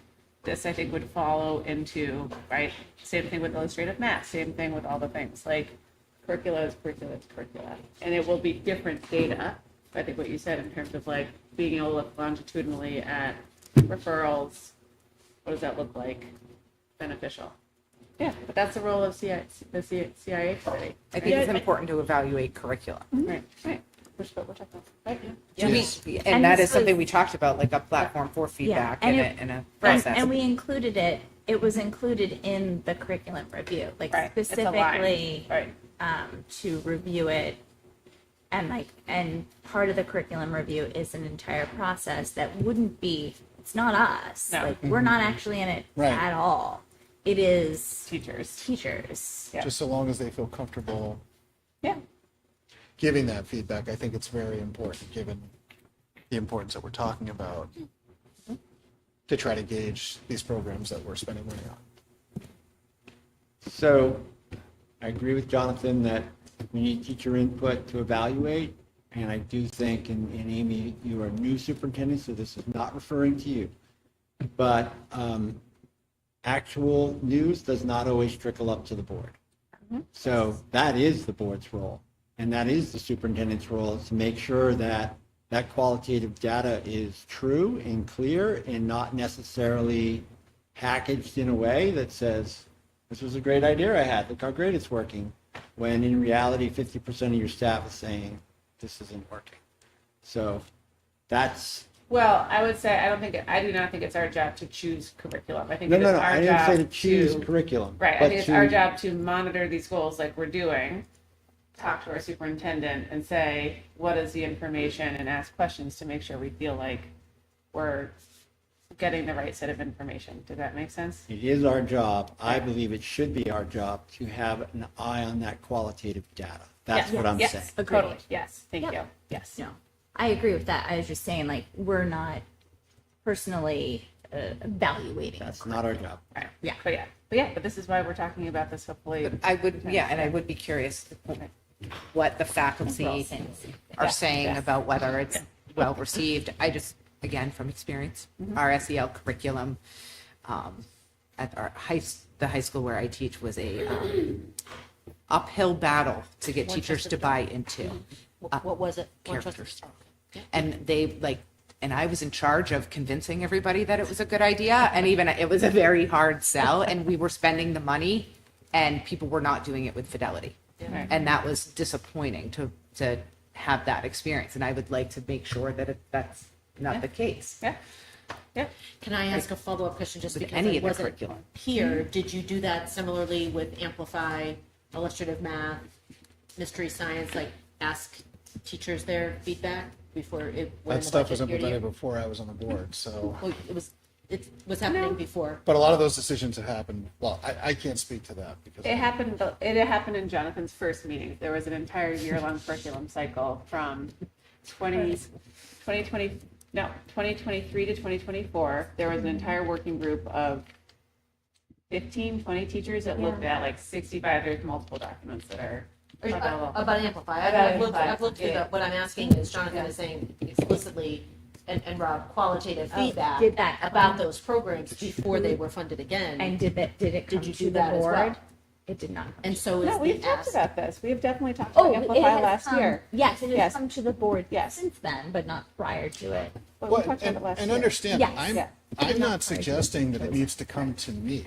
Right. I'm just suggesting that if we're talking about board goals, that it should be an explicit board goal to the extent that we can affect the culture, curriculum, environment, whatever we want to call it. The teachers should feel comfortable Yeah. giving I just honest wanna make feedback sure- to programs that we've already chosen or thinking about choosing or thinking about getting rid of. Like, I just think it's Yeah. fostering an environment of collaboration with teachers Yep. is a And my question was important really and around. valuable goal it because feels like- we're talking about TLO, here, and to me that would be an important one. But it feels Where it like fits, I I'm don't going know. to be surveying them, and I wouldn't just want to isolate it to Fly 5. I would just want to say, I'm not how do trying you feel to. like Amplify's Fly, going? How do you Fly feel 5 like? simply raised the issue in my Got it. mind. I am not picking on that particularly, except for the fact that it made me start to think about this. It's not about Fly 5 in my mind. it's about these programs abilify. Yes. I mean, I think that all these programs are things that we would want to have feedback, honest feedback from the people whose boots are on the ground. Yeah. I would think. Yeah, 100%. I don't know then that this needs to be changed because then it says working through the superintendent, we will continue to support the development of a district-wide approach to school culture, which, I mean, it speaks to what exactly you're talking about that involves students and staff. Yes, I think that this goal is one thing. I think that what Jonathan is asking is actually something we've talked about also in terms of setting the precedent as an administration and with Amy of offering a culture of feedback and I think inquisitiveness and curiosity. You started the year, like you did your all hands meeting in August by saying, I am sending out a feedback for survey. And I'm not even suggesting that it isn't happening. I'm just saying that this is something I'm thinking about. Right. I mean, if we're talking about teaching the students collaboration as a way of fostering the environment in the school, it starts at the top. Right. Right? So that's the board and the superintendent. Yeah. So that seems like that's a valuable goal for us to be explicitly considering. Yep. Thank you. Have we jumped then to culture and climate? We're gonna get there in just a Not moment. trying to We're jump gonna to anything, but my mind is going. we're taking a ramble to make sure that we're talking about the same topic, and this is valuable, and this is something I think about a lot, Jonathan. So thank you. So the next goal sort of fits into that, but not exactly. The school board, working through the superintendent, will take steps to understand, develop, and support the changing and varied needs of Hopkinton families across the district. I think the way we have often thought about our communication is going outbound from the board, right? I think that you have been thoughtful in terms of thinking about what are the surveying tools that we're using and getting information and what are those check-ins like. But I don't know if you have anything to say about this goal yet. I haven't thought about querying about the changing and varied needs of the district other than thinking about sort of the 3 tiers of support and how are we thinking about the students. But Well, yeah. I would just say, and you saw some of it in the budget when I've met with Lauren, I've met with Mandy, and looking at just publicly available data related to free and reduced lunch. As we've tried to dig out from some of the corrective action related to McKinney-Vento specifically, looking at students in foster care. I mean, we've done a lot of work around that. I just did another training today about, and putting a lot of that is already on the website. We've done 2 policy changes, students in foster care and separating that from homeless students. We've done a lot of work around trying to identify students and families that are in need. We have a new McKinney-Vento liaison. We went and had a meeting with Got Lunch. We had some great collaboration between the school district and Lisette, who's the new Alicia Presti. I know that she has an actual title. It's not Alicia Presti, but it's, she's actually, I think she does, is it services, like local services? I don't know if her actual title, family and youth services. So we've had a couple of meetings with her. So I think trying to use the data that we already have.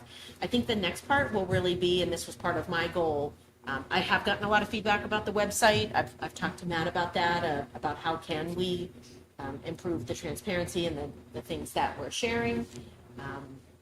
We can certainly do a survey to the community.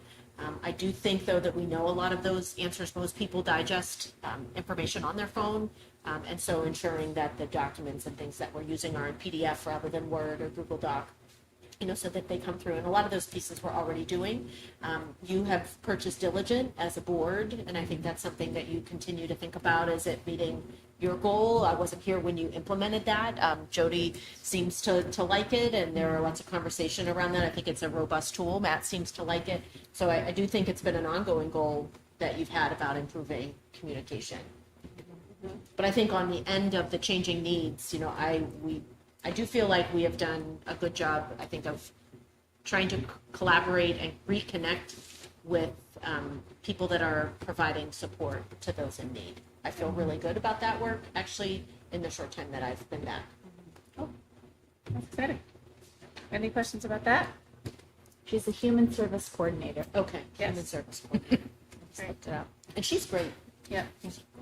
I'd also say Chris talked about this a little bit, but there was a whole survey that went out to the middle high school community, which you've asked for it in NEAS, so there will be a set of that information there, and that's only a third of our student body, but it's a meaningful third, so I think that will be helpful as he processes through that.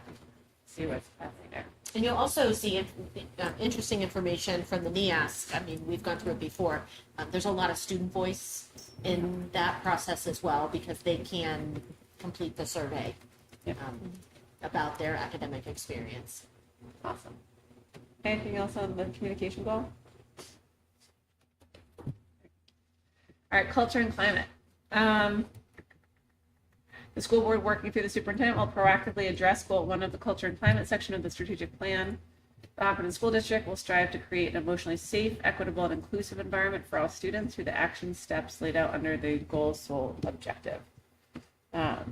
This falls into some of what we were talking about before. I remember we were talking about the retreat. We've talked a lot about culture before as a board, and really trying to think about what is that school culture that we're creating that doesn't involve just necessarily, in my mind, just academics. That could also include sports. It could include extracurriculars. But really thinking about what are we doing with our student body? What are we doing with our faculty? What does that look like in terms of the space that we're creating? Any questions about that? It's a broad goal. So, you know, we've got the portrait of a learner, which I think we've been working on trying to pull through. And that obviously talks about perseverance, communication, collaboration, empathy, and problem solving. Which, yeah, in my new role, yes, as career connected learning coordinator at a different school, albeit, those are perfect skills when we look at the kind of state standards for career connected learning and those experiences. And I've met with a lot of employers, and those are all the things they want. Yep. So, yep, nailed it. Yeah, we got a lot of feedback on that too, which is great. I think also this had shifted a little bit. This used to be last year. This goal was specifically around MTSS, and I think we wanted to elevate it a level when we talked about it this summer. But these are hard goals to, I think, make extraordinarily specific. And so, but this is why I want to talk about this like every quarter, because I think it's a really important thing that we think about as a board. Right? Anything else out there? Nope. Okay. This isn't like something I think you can weave in here, but just to reemphasize the importance of the see something, say something concept and where that fits. I think, you know, events in Georgia earlier this week tell us how important it is that when people know something is going on, that you let folks know. Doesn't need to be punitive, it can be supportive, and the more that we can get our students and our staff thinking that way. Lots of folks out there with mental health issues. So I don't know how that fits in there or the subcontext, but Great. I think it's pretty critical. Yeah, thank you. Okay, and the last one, sustainability. The school board, working through the Energy Management Committee, will take steps to understand and develop a district-wide policy related to sustainability, energy management, and waste reduction, with a report to the board due by April 2026. We met and started talking about it. There is a repository of draft policies that we've looked at. One of the things we're thinking about is like, what will that actual policy goal be? And is it intention? Is it a net zero goal? Is it something else? So, you know, I would, that's something that I think is starting, but we'll need work as we sort of pick up as a committee and keep moving forward. Alrighty. Anything else about our goals? Okay, I'm gonna shoot down some additional notes from what I was doing and we'll go from there. Thank you guys. It's very helpful to talk about all of these, and it actually brings a lot of discussion out, which I very much appreciate. Okay, at long last, we have a draft of a newsletter in the folder. People want to take a look. This is not formatted, full disclosure. I'm sorry, just before we move on, there is one other comment I want to make on this, which is, and I'm not suggesting a change, but again, just sort of a thought as I'm looking at this. You know, when we look at our finance goals, we talk about the budgeting process, we talk about, you know, trying to review, you know, our procedures, the zero-based balanced, you know, budget to make sure that we're sort of budgeting correctly. When I read the culture and climate goals, of creating an emotionally safe, equitable, and inclusive environment for all students. I do think there's a connection between those two. And I think we need to keep in mind that there are many students who, I just read some report that talks about the fact that, New Hampshire is becoming less and less affordable for families.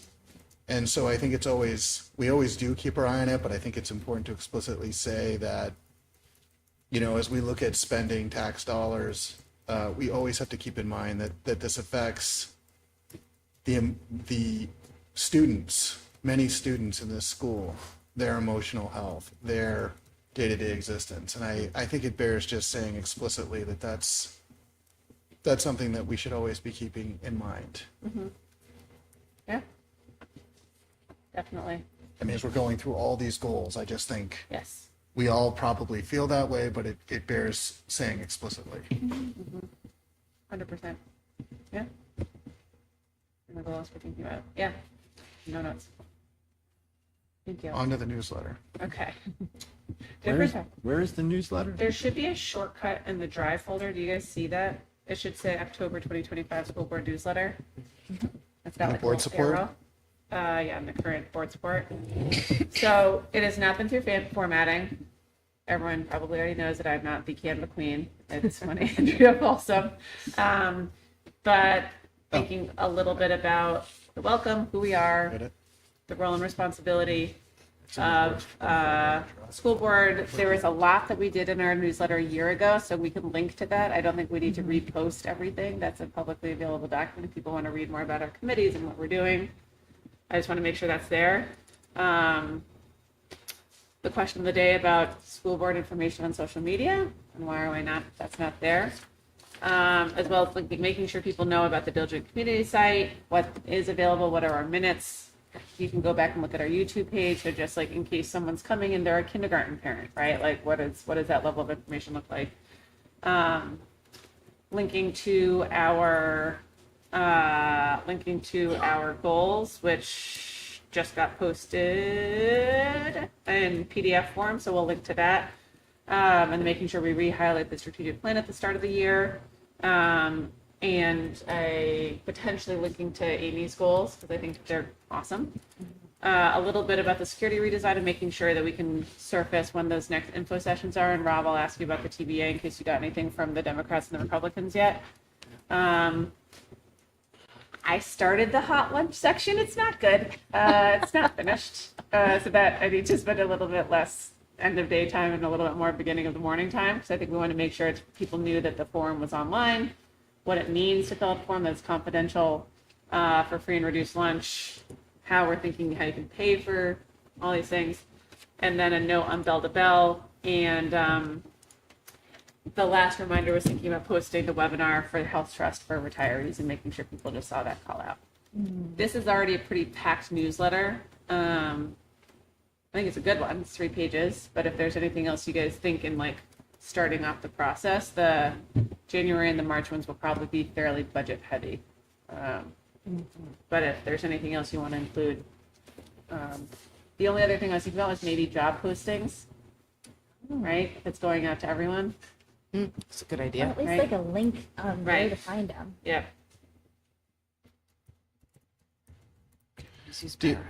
I'm just looking, Dulcie, Yes. on the hot lunch.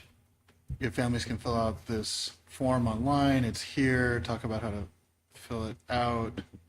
Do we want to say anything about why it's important? I think so. And there's more Or is that information. not, or is that not something we want to say? I think it's okay. And the second link there is a 2-pager on that. And I was going to maybe ask if someone we know who's sitting at this table could maybe make an icon, like a pictograph of some kind that could like talk about like why it's important, what are the benefits, what does it mean for the district, what does it mean for your family. Yeah. Yeah. Cool. Glad you're here. I thought she was Just say looking at me. make I was an like, icon. Like, what? Yeah. another one. But yeah, that's a great point. Yeah. And I think that part, that was like a 4:30. Hey, listen, you did more than I did. Yeah. So, anything else that we would want to include in there? Anything else from the administration? Do you want me to can I just drop sentence in there Yeah. about what Jonathan just said, like why Yeah. it would be important? Is You that can okay? drop in any Okay. sentences. All right, That'd be and I'll great. just highlight it. You Yeah. can cut it if you don't want it. Awesome. Thanks. Cool. Okay, so we will get this sort of jazzed up, send it over to Andrea, and then I'll probably put it into a future folder, but we'll try to get it out there before the 29th, so it'll go up before our next meeting, okay? But I'll let everyone know individually to take a look at it, okay? Thanks, team. Thank you. Yeah, I like this tradition. I think it's exciting. I'm gonna go for like 30 likes whenever we send it out by Parent Square. Ooh. Uh-huh. Yeah, Wow. living for likes. Those are big goals. Big goals. Big goals. Cool. For our culture. I wish I was joking, but seriously, like, No, that's that's, a big, yeah, that's a big 30, goal. 30 would be great. Okay, cool. Matt Stone, are you ready? Sorry, I meant to have you go first. I'm so sorry. Oh, no, it's fine. You're in it. Okay. In the board support folder are two things. One are these slides that I'm about to show on student data privacy and governance. And then the other is the Hopkinton School District Data Governance Manual. So if you remember back to 2019, the legislature passed HB 1612, which basically said we need to develop this plan and then present it annually to the school board. And we've done it the last few years in October. So Popping buttons on the TV. it also seemed to fit in pretty well since we had just reviewed policies EHB and EHAB, which are related. So, Thank you, Matt. yeah. Go ahead. It's up. So, as a reminder, there are a few laws that we have to follow regarding student data and privacy. One, obviously, we have goals of making sure that student privacy is enforced. We want to make sure that students are safe online as they are safe in our schools. And then if there are data breaches, that we notify people in a timely fashion and make sure that they know about that. There is some federal legislation, there's some state legislation, there is some terrible, terrible acronyms that will obviously not use. I will mention for the Family Educational Rights and Privacy Amendment. So this is sort of the granddaddy of federal privacy laws. It recently turned 50 years old. It refers to student records from a time when that meant mental ill folders hanging in folders, but it's all good. It continues to apply to this day. There are a number of exceptions where schools may disclose student records or student personal information. Many of them are the things you would expect in response to law enforcement or urgent medical or security threats, to other organizations with parental permission, or in the case of adult students with their permission. So very typically, like if you switch schools, you sign a form saying you can request my records from my previous school, stuff like that. There is also what's called the school official designation, which is a very important one, which is essentially if an outside contractor is performing duties that would otherwise be performed by a school official, it is permissible to share student data. That seemingly innocuous sounding thing is how essentially we pass all data to contractors or vendors that we have for student rostering, for instructional materials, assessment, all of that stuff. We essentially designate them as school officials and say, well, we would run a global worldwide collaboration platform like Google Docs if we could, but since we can't, we'll pass some student information to Google and expect them to take care of it. Obviously, this comes along with a to make sure that they take care of it. I'm definitely not going to read this. This is the text that was added as part of HB 1612. And what this essentially does is it adds a piece that says that schools and as well as the Department of Education need to have an inventory of all their software applications, their tools, and everything else, review what data is passed to those tools, and then ensure that those vendors are meeting a baseline of security of how they handle all of this. So based on this, we sort of said to the State Department of Education, how are we supposed to meet this requirement? That's a lot. The typical privacy policy for some of these vendors ranges from 10 or 15 pages up to 100 or more, and reading them is not a lot of fun. I have some experience with it.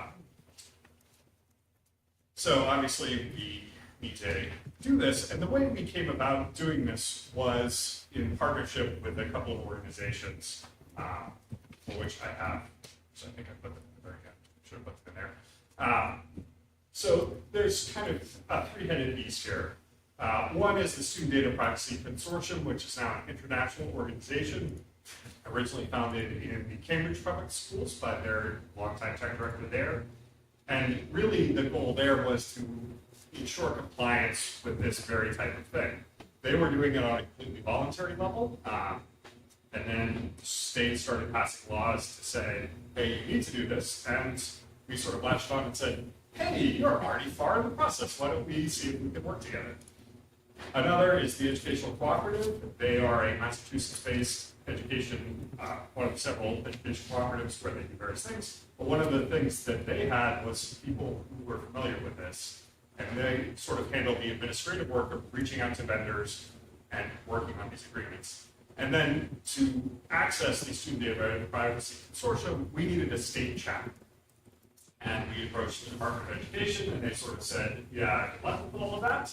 And so the New Hampshire CTO Council, which is the organization of tech directors in the state, sort of stepped up and said, we will form a chapter, we will do all the work of defining this, work with DEC to develop a New Hampshire agreement that we can send to vendors. And now we have many multi-state agreements where they can sign for a single agreement and it might cover as many as a dozen states. So it's really been successful. That was definitely out of order. So the Student Data Privacy Consortium, has its own resources. They are the ones who sort of maintain a repository of all the tools and a list of all the school districts that have signed on with these various organizations. They have a wonderful board. Steve Smith, who was the person who founded that organization, is now the president of it. He's just a wonderful person who's been up to speed. And as I said, they have now expanded their, I think, in 39 states have districts that participate, and some that have really done great work. Texas and New York have really come on board. Utah really came with a lot of resources when they joined, which was great. And then some places, it's just a handful of districts doing it on their own. So the way this works is essentially that we formed a model data privacy agreement that we sent to vendors. And the idea there is to take together all of the laws that apply. So not only FERPA, where we say we are designating you as a school official, please guard this information. The security requirements under New Hampshire law, where they say, yes, we are meeting these requirements. Fortunately, New Hampshire had an excellent versus the road requirements, and they are aligned to federal requirements, but also to industry requirements, like I said, 27,001, the FedRAMP program. There's a whole crosswalk where you can sort of say to the vendor, listen, if you meet any of these, you're automatically covered under New Hampshire law, so they don't have to do the hard work themselves. It's really trying to get as many people on board.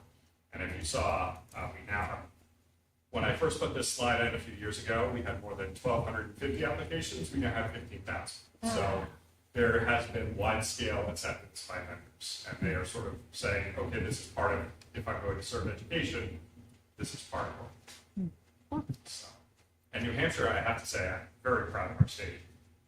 We were one of the first, I think, the last time I checked, we had more agreements per student than any other state by a bit. So just good adoption of all New Hampshire districts, taking it seriously, and then working with wonderful folks at TEC to actually make the work happen. There is a lot of work involved in signing an agreement. I have to say I'm very glad I did almost none of it. And then typically what will happen is a single person or a single school district in the state will go through the process of signing this agreement, and then every state that agreement covers, any school district can go through a very simple process and say, we would like to join this agreement and be covered by the same terms we agreed to with this other district. That has been very, very successful. Awesome. That is the, hopefully short of it. The data governance manual is there. There's not a lot of changes from last year. It's obviously a lot of detail required, but This was great. Questions for Matt? through the process.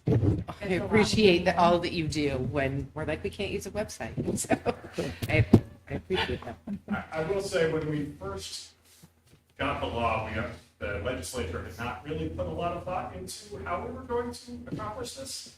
And we sort of cast about, and some of the consultants were saying, oh, you should probably budget $40,000 or $50,000 per year to deal with this. And we gulped and said, no. And so this arrangement, there's a small fee to join the state chapter, and then the per student fee is $1.10. So it's about $1,000 a year for Hopkinton, which seems considerably better. That's awesome. Thank you. There are a lot of pieces that have to happen in terms of data privacy, in terms of all of the systems, in terms of how all of them fit together. I would imagine there aren't necessarily always really friendly APIs to enable that to happen, which is exciting. There are some good standards. There are just a lot of standards, so they're not really standard. That's right. So it's a lot, and I really appreciate it. Thank you. Any other questions for Matt? Thanks, Matt. All right. I did have one more question. Yeah, go Sorry. ahead. If anyone wanted to peruse this, is it available? I would just want to double check whether it qualifies as exempt under some of our data security pieces. That's true. Because there's a lot in terms of That's true. There is an exemption in the right to know law around essentially cybersecurity materials.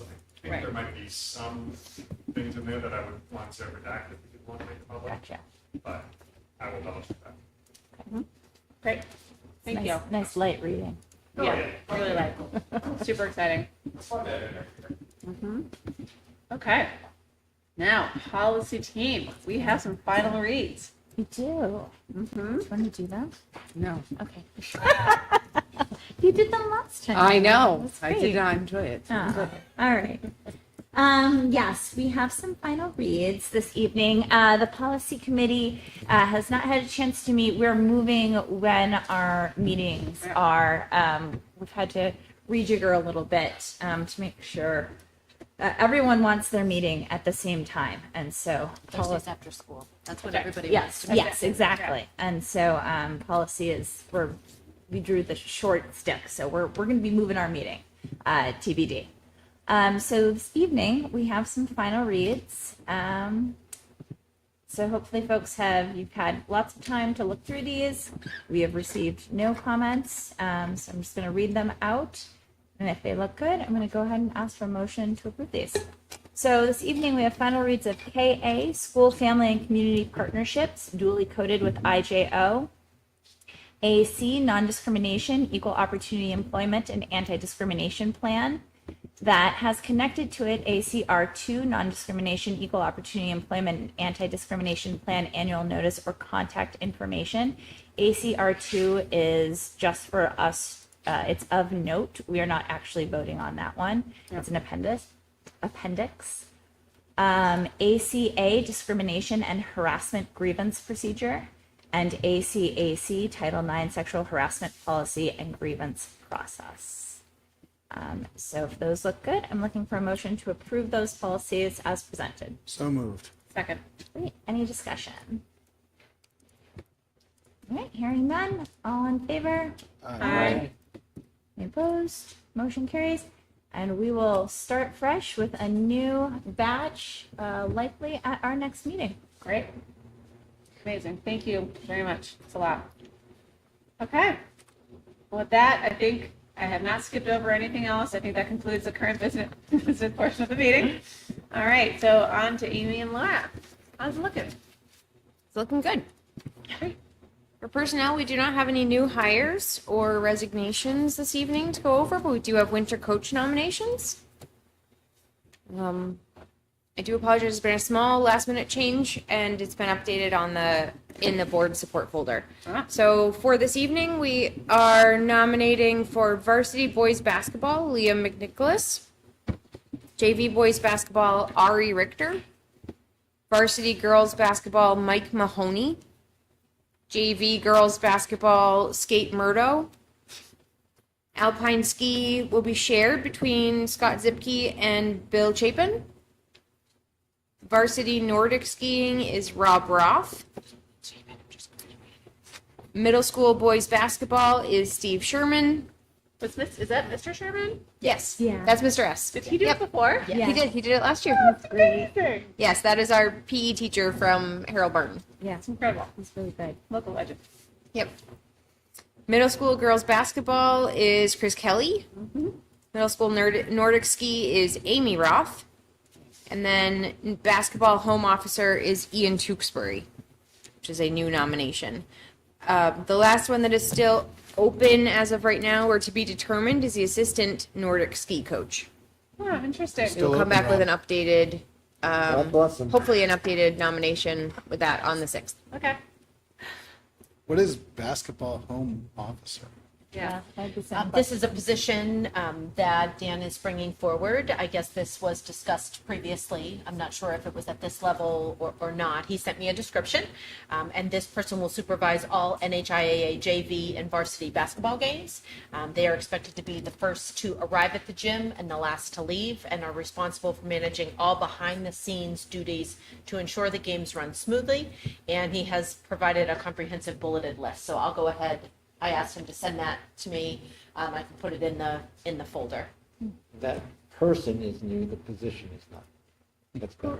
Who? Correct. Who The did it position before? I is just didn't know not. what The the position is not new. It's in Schedule B. It's at the very bottom of Schedule B.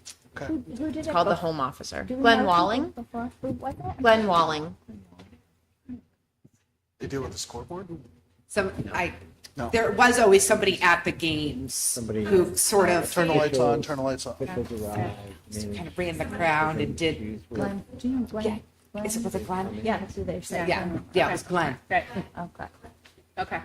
Cool. All right. One of the clerk of the works for games. Thank you. Sure. Great. Keep the trains moving on time. Next up. Next up is donations. Yep. For donations this evening, we have 4.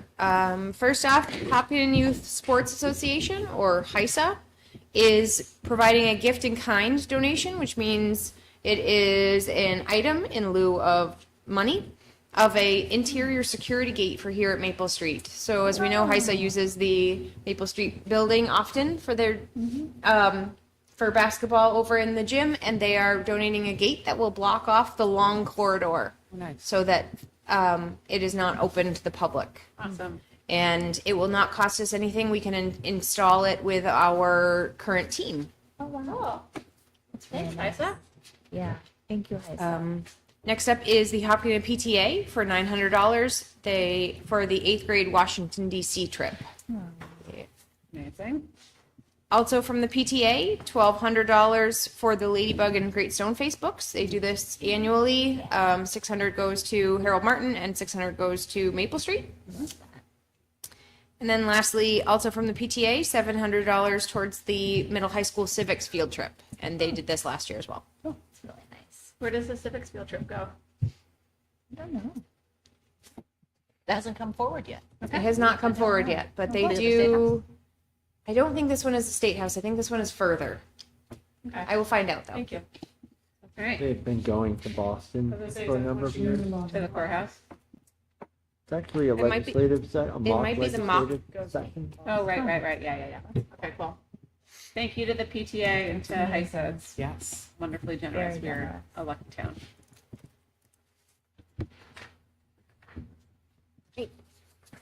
And then for financials, we have the September 30th financials in your support folder to go over. We did speak about these in finance yesterday.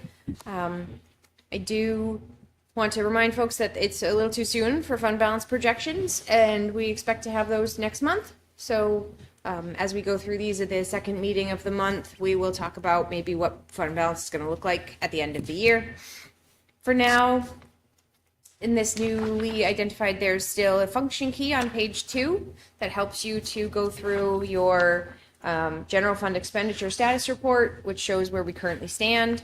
I just want to highlight, we are not fully encumbered at this time still. We still have some outstanding, which means we still have some costs that are outstanding that are not showing up on the expenditure status report.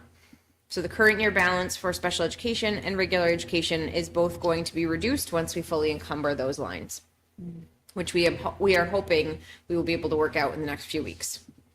Payroll has been fully encumbered now that we are into this is the end of September, and so you'll see a significant decrease in the amount of available current year balance in that fourth column under general fund expenditure status reports as compared to August.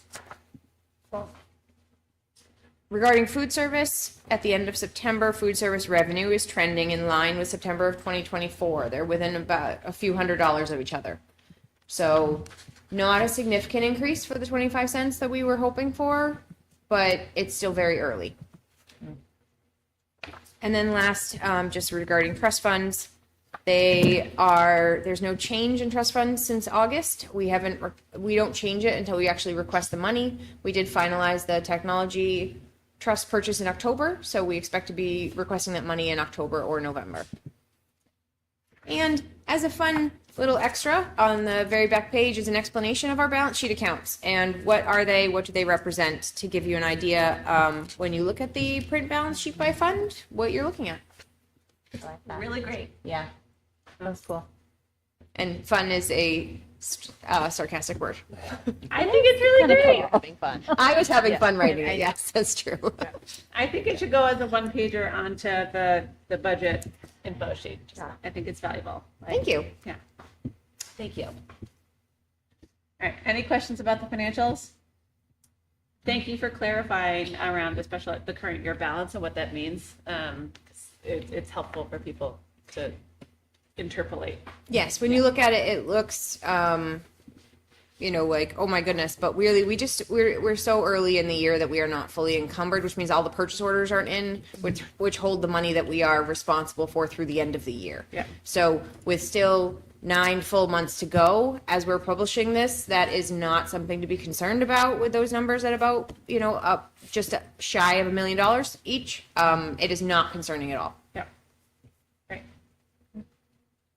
Any questions about financials for Laura? Thank you. You're welcome. I think we should start doing a pop quiz about the function key. Just don't compete against her. Well, no, it's for the rest of us. Oh, okay. Like, no, Okay. that's like playing against, I don't know. Yeah. Watson. We're not doing that. Yeah, she'll call them out. She Right. knows fine. Election services. 2311. Close. 2314. Okay, great. Election services. 2311 is school board. That's right. Oh, okay. That's exactly right. Yes. Wow. Amazing. Don't quiz Rob on balance sheets, though. No. He had a no, good time. No, I pretended to understand a lot of things. Yeah. But I'm going to need the cheat sheet for sure. Uh-huh. That's good. Awesome. All right. Thanks, Laura. You're welcome. There's one overnight trip proposal form in your packet tonight. It is for Mark Roskamp. He's going to take the Youth Climate Leaders group, the Environmental Action Club to the Youth Climate Leaders Academy. And that is going to be in Hobart Outdoor Center in Vermont. So they are asking to leave on December 6th at 3:30. And they're going to take the minibus. Oh, are you going, Lizzie? Yes. Are you presenting? So every school that brings a group does a presentation about like what they're working on. I don't know if I'm doing anything on top of that. But. I'm one of the phone friends that you guys, I'm one of the Yes, mentors that you yes. get to call if you need. Yeah. It's very fun. Nice. Is Mark the only chaperone? On here, he is CPR and first aid certified. That's outlined. And so I don't know. I can ask him. Is there any other teacher advisors that you know of? Are you? Oh, it's It says entirely but it does Vermont. say he's bringing 6 students Yeah. total, Yes, right? 6 So students. Yeah, I just said overnight. Ratio's It's not- just one chaperone. Love that. But he's probably bringing his wife, who is a certified science teacher in a different district. There you go. Would be my guess. Awesome. Okay. Anything, where else are we? That's it? All right. Do I have a motion to approve the consent agenda as presented? So moved. Second. Any discussion? Okay. All those in favor? Aye. Aye. Great.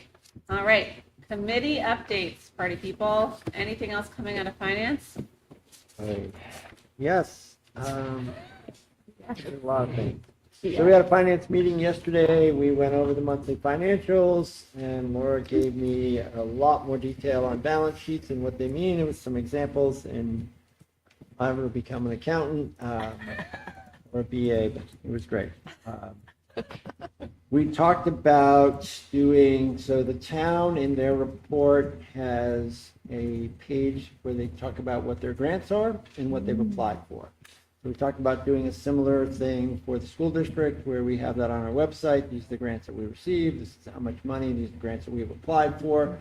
Whether or not we receive them or not, just to let folks know that we are trying to get every dollar that's available to us out there. Talked about the new law, and I don't know the RSA, Laura, but that is requiring us to post information about our tenure per pupil costs, our average teacher salaries, and our top 4 admin salaries.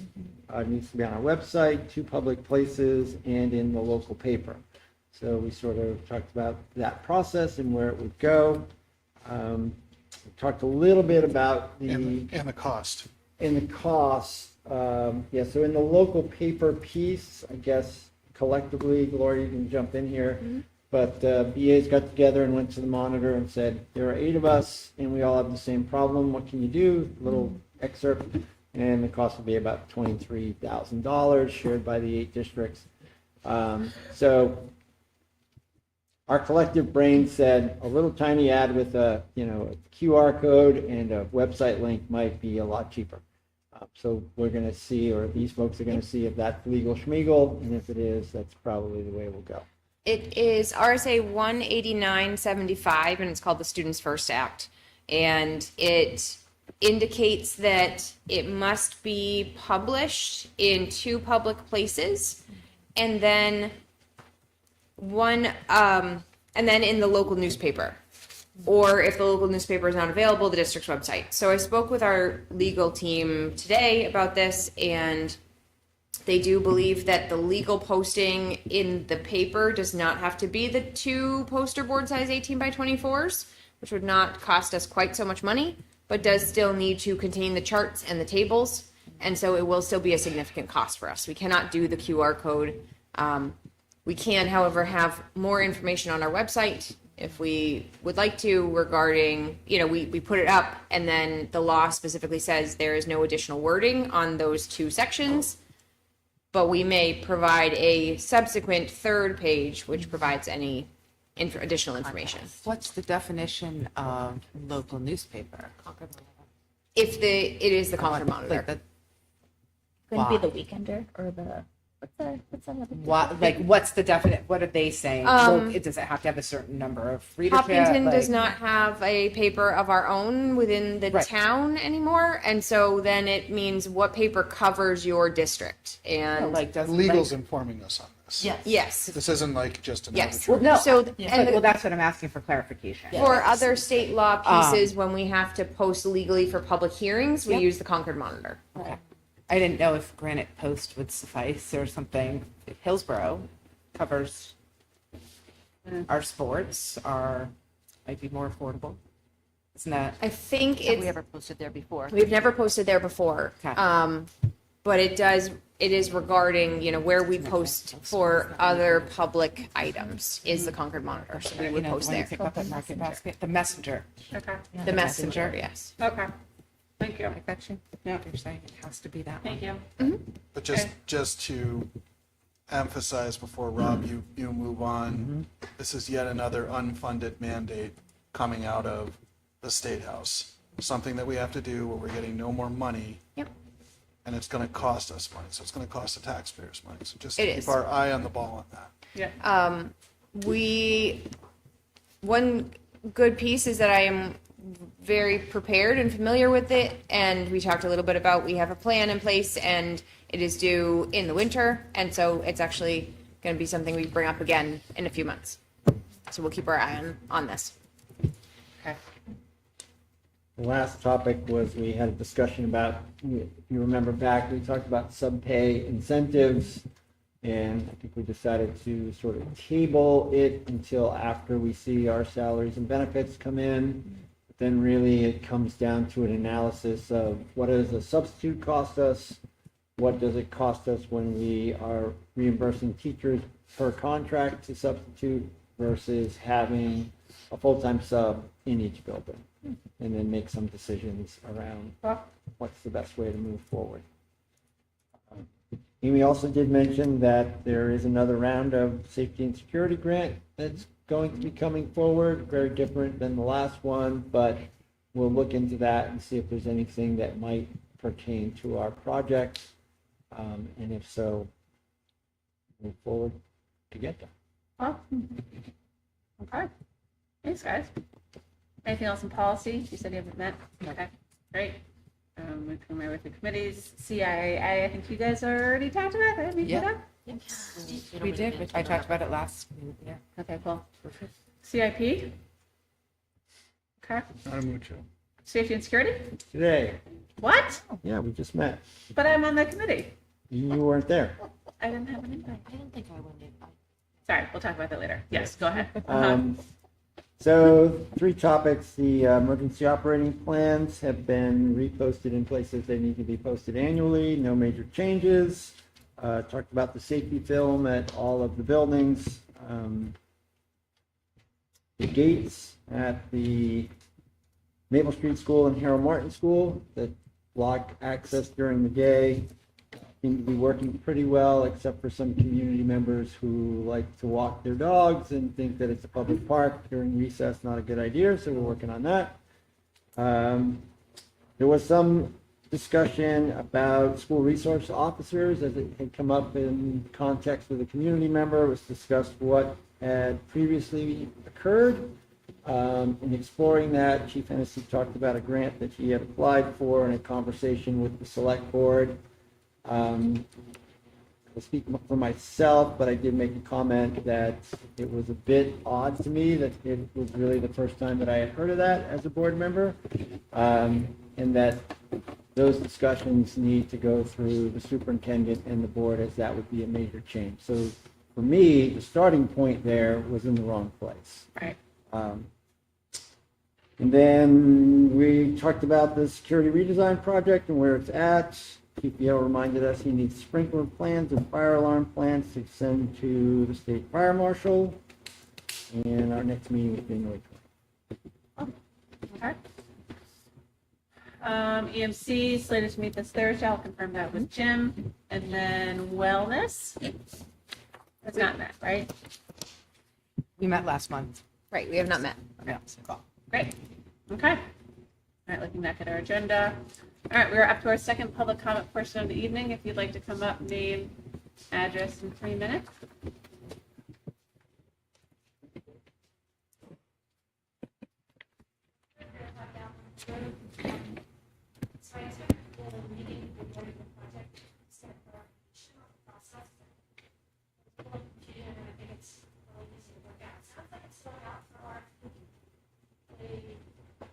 Construction firm actually provided the engineering estimate versus the consultant. So is this going to be a design build? An RFP is going to go out as design build? And is this construction company did the engineering estimate going to be to Can I answer that? Yeah. Yes, the RFP is going out as a design bid, as we have structural plans for the outside and we have a drawing, but we have no individual bid specs. So we are doing a design build, and they will be, the company can choose to bid, yes. the company that did the engineering estimate? They did, yes, they did an estimate. They can choose to if they would like to. It does not necessarily mean that they would provide the best value to the district and be chosen. It's a conflict of interest. So if they become in low, especially around that number, it's a conflict of interest. So just so that people at home could understand, the question I asked was that there was a construction company that put in, that provided the engineering estimate, and they're going to be allowed to provide a proposal for the design bid. Yes, it does not necessarily mean that the proposal is chosen. Design build. It's supposed to be free. They're supposed to be free of any negotiations prior to that. So I understand the low price. It's a wonderful price. I get that. But to do that is not, to me, it's a conflict of interest because they now have individual knowledge of each bid item, because I think that's what was told to me. Each bid item was going through and they went to subs and they did all that. I believe it's a conflict of interest, so.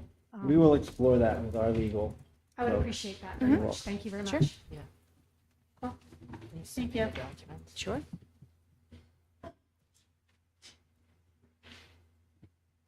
Lauren Clement, 86 Main Street. Just had a question, and I don't know if you guys will answer it or how to go with this, but so there was one public forum on presentation of the auditorium, maybe proposed addition or rebuild safety security. The other four listed, I believe, or three listed is Rotary, the Democratic group, the Republican group, and to the south side, the Republican group. And the Democratic group are to be determined. I think the Rotary's at 7:15. And I guess the question is, are those meetings open to the public, or is it only those private groups? Because otherwise, people miss their opportunity to get informed on this, attend the first meeting. Thanks. I would also add that there is also the fourth one that's on November 6th at 5 p.m. at Harold Martin School for the PTA. That is open to everyone. But that went out through a parent square that will go out through our newsletter. So, yeah. Okay. Any other, let me make sure. Can we clarify that in the newsletter that they are all open to the public or only certain ones? Or I mean, I don't know the rules about Rotary or the Democrats or the Republicans, so that's their rules. not our Rotary's rules. usually open to everyone, Yeah. but we can clarify. Yep. Let's find out. Okay. Okay, cool. Any other business for anyone? Farmers market has moved inside. Farmers Market has moved inside. Plan accordingly. This Saturday is the last week of HISA overlapping with the Farmers Market. Parking is Farmers market will be here. tricky. That's right. Yeah. Cool. All right. We do not have a need for non-public. I'm going to can I make a motion to adjourn? I feel like I haven't done this in a while. I make a motion to adjourn the meeting. Do I have a second? Second. All those in favor?